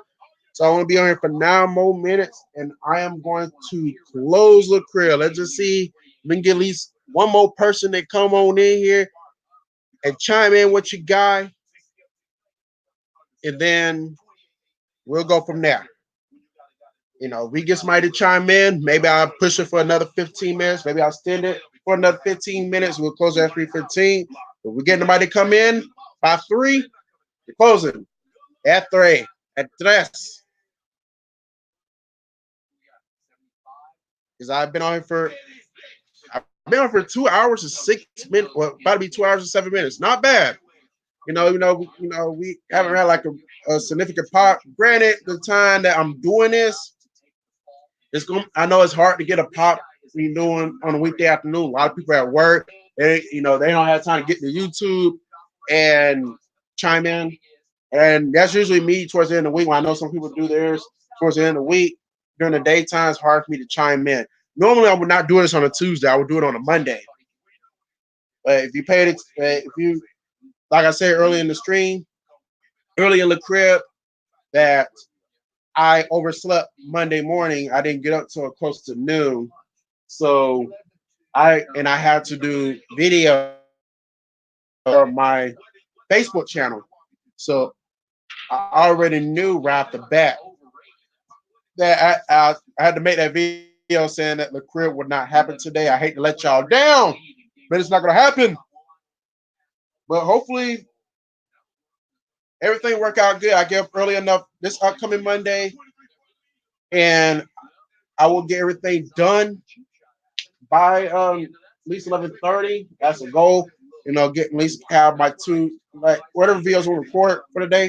At least have all of them done by 11:30. That give me time to jump in the shower and straighten up whatever I need straight up within the next 20 minutes after that, and be ready by noon to crank this bitch up and converse with y'all.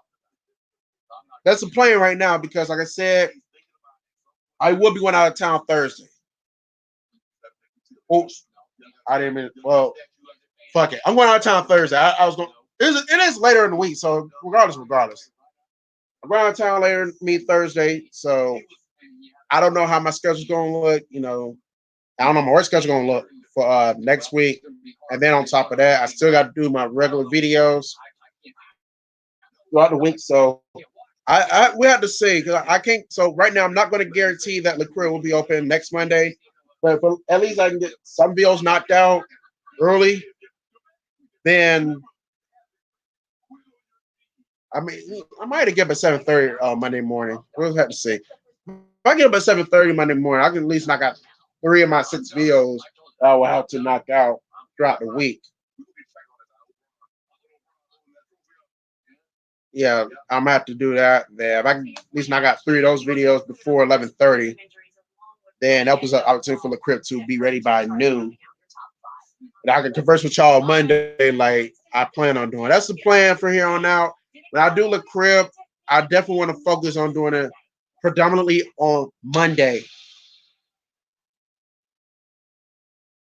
because there's no telling how the rest of my schedule looks throughout the rest of the week.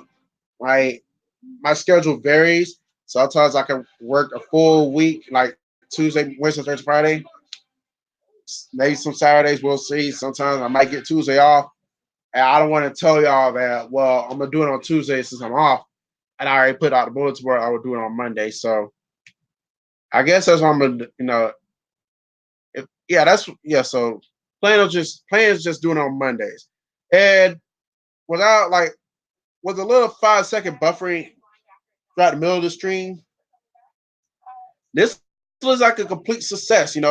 I didn't really have to start over and get back in it like I've been doing with Streamlabs. So like StreamYards, looks like it's stream number 1 under StreamYards is a complete success.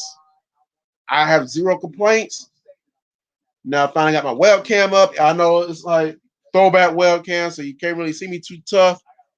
The quality is not that good, but the point of it all is you can see me, you can hear me, and it's not buffering. So with that being said, we are in.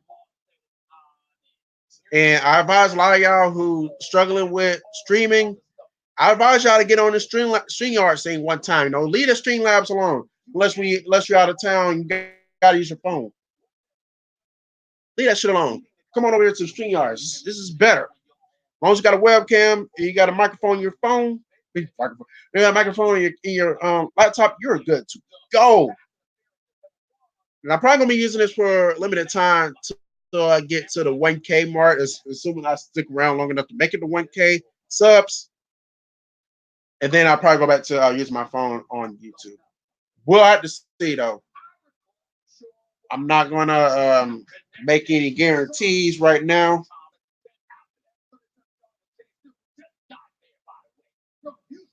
The Lord knows I'm not going outside tomorrow. I mean today.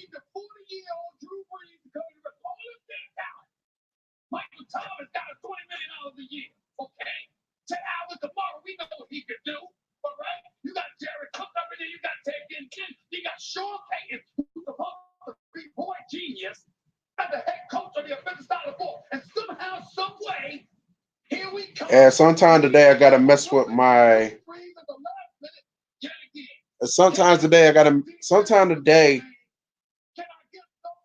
I have to mess with my fantasy team. That's what I was thinking. But I've been meaning to do a video about this for the longest, but I guess I'll do it now. I guess I mentioned this now while on the crib. Yeah, I'm in a fantasy football league. I am 1-1 in one of my leagues. I'm not sure I'm 1-1 in my other one. So I'm in 2 leagues. I lost the first week of both of them. I know I won this week in one of them. I'm trying to remember what the other one looked like. All right, so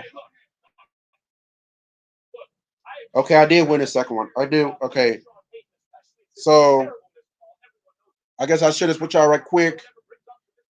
Sure. Oops. Oh, my team. Here we go.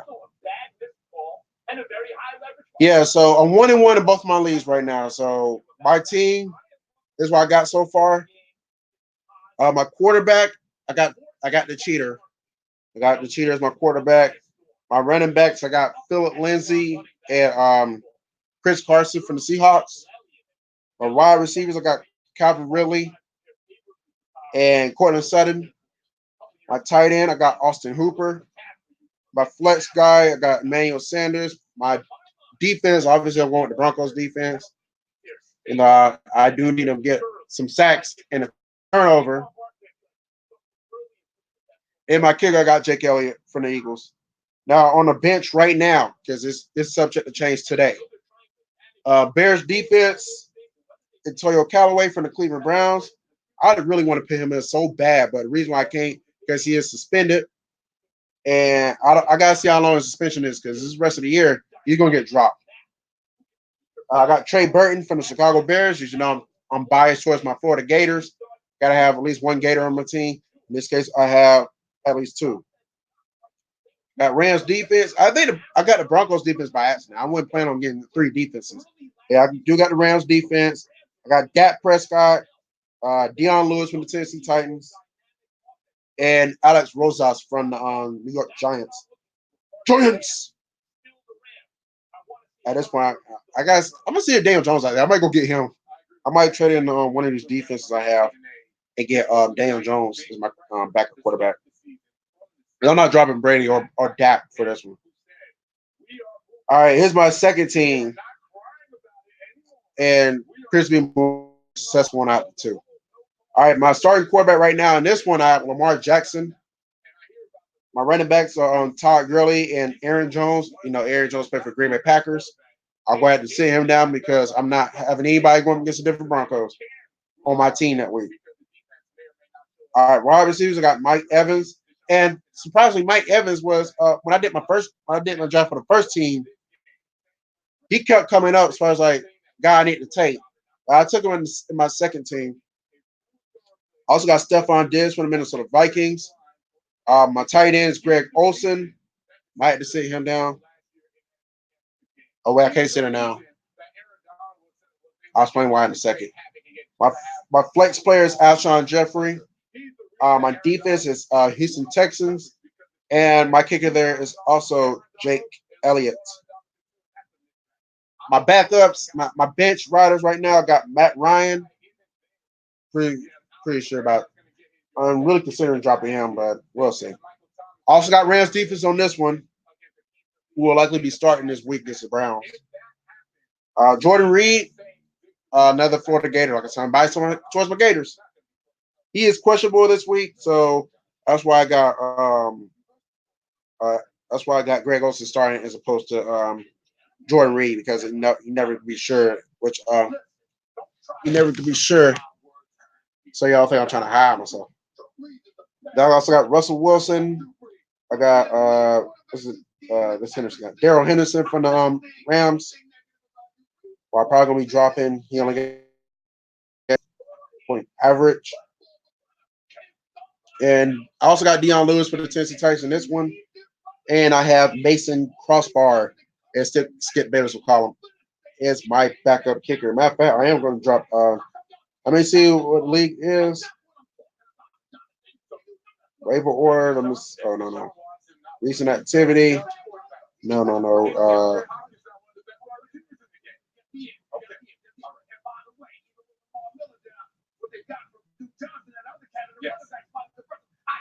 All right.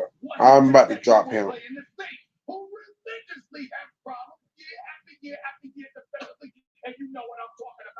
Oh, wait, I can't drop him. Somebody good there.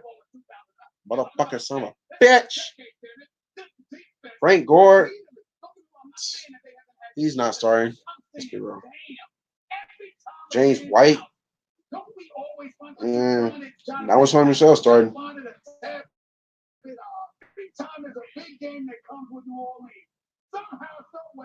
No, I'm going to get Frank Gore.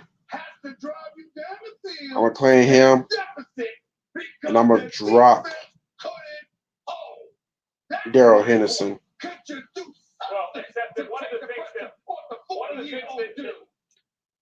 All right, let me see what else I'm going to do before I end the stream.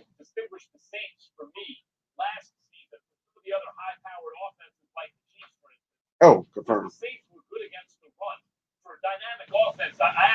All right, Lamar Jackson against the Kansas City Chiefs defense. I'm keeping him in, keeping Gurley. So, give me Deion Lewis. I'll have him start.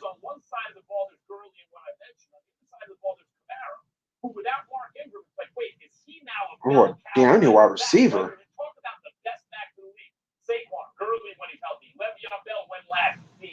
Right over the course of the season. Ezekiel Elliott, obviously. These guys, give them the feed them, and they can carry your offense. Camaro without Mark Ingram, it's like, okay, let's see what they do with them. No, he kind of had the same workload. He's not really built that way. So I can't move. So I got to be wide receiver at flex. More susceptible to Camaro. You can chip him on the line. You can do some things.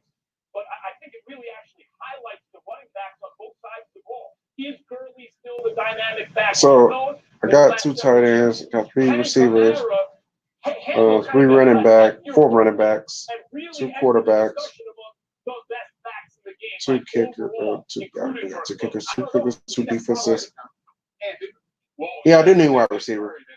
I don't need a wide receiver, really. Alvin Kamara has always been phenomenal at getting about 10 to 15 touches at the running back position. And man, 10 to 15 touches as a receiver, coming out of the backfield or lining up in the slot, whatever you want to call it. Latavius Murray is now the new Mark Ingram. Is he as good as Mark Ingram? That sounds questionable. I don't know if I'm going to keep him. That's going to handle being that quote-unquote I need a tight end. That's what I need. I need a tight end. And now talking about the defense, So give me. they're playing good teams. They're playing good quarterbacks. They're playing top-notch wide receivers. What do you expect from these games? You're talking about, Give me this Andrews guy. I guess I'll start him to just. What did you expect the Rams to do? Lay down? You expected God. Oh wait, I can't.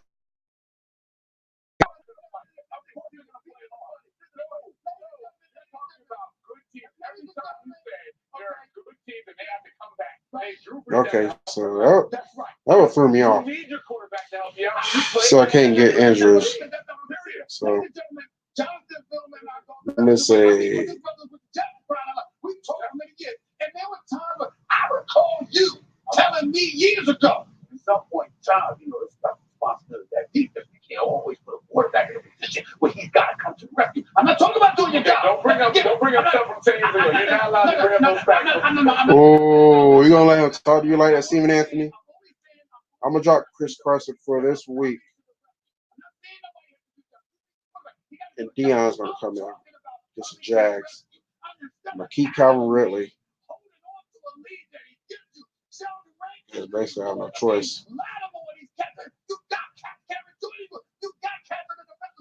I'm gonna have the man center start against the Packers. And be comfortable with it. Can he sit on the bench with a lead and know that the defense going to hold? It's gonna happen Sunday. So now you're basically asking the defense to step up and show up. How about that? And they will. How about that? And they will.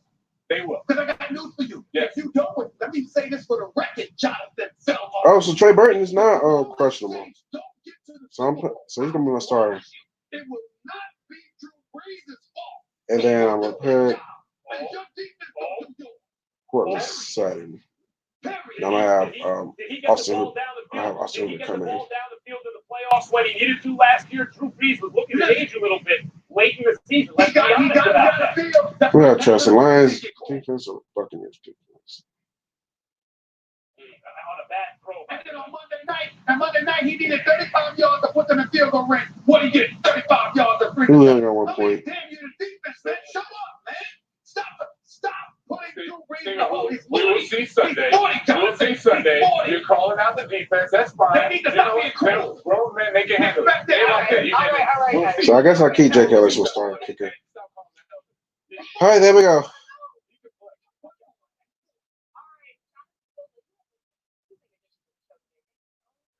Let's hear everybody talking about.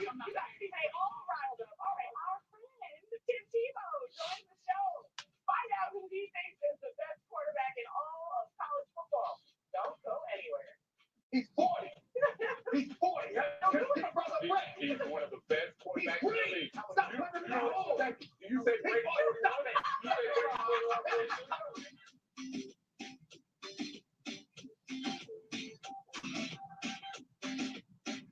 I know people love the dish remote. It's great. So why build? It's back. Rich, malty. Hey.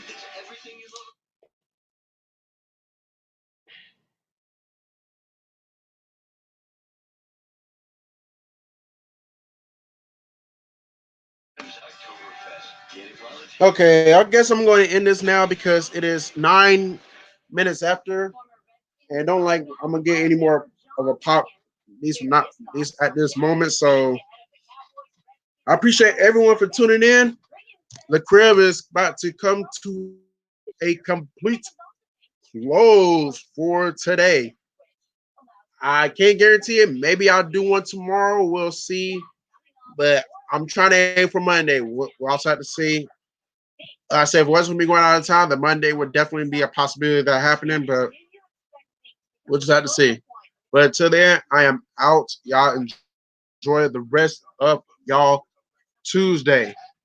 And that is that. The crib is officially closed.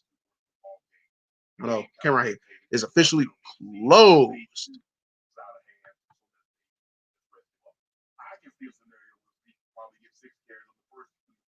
Yes, in the broadcast.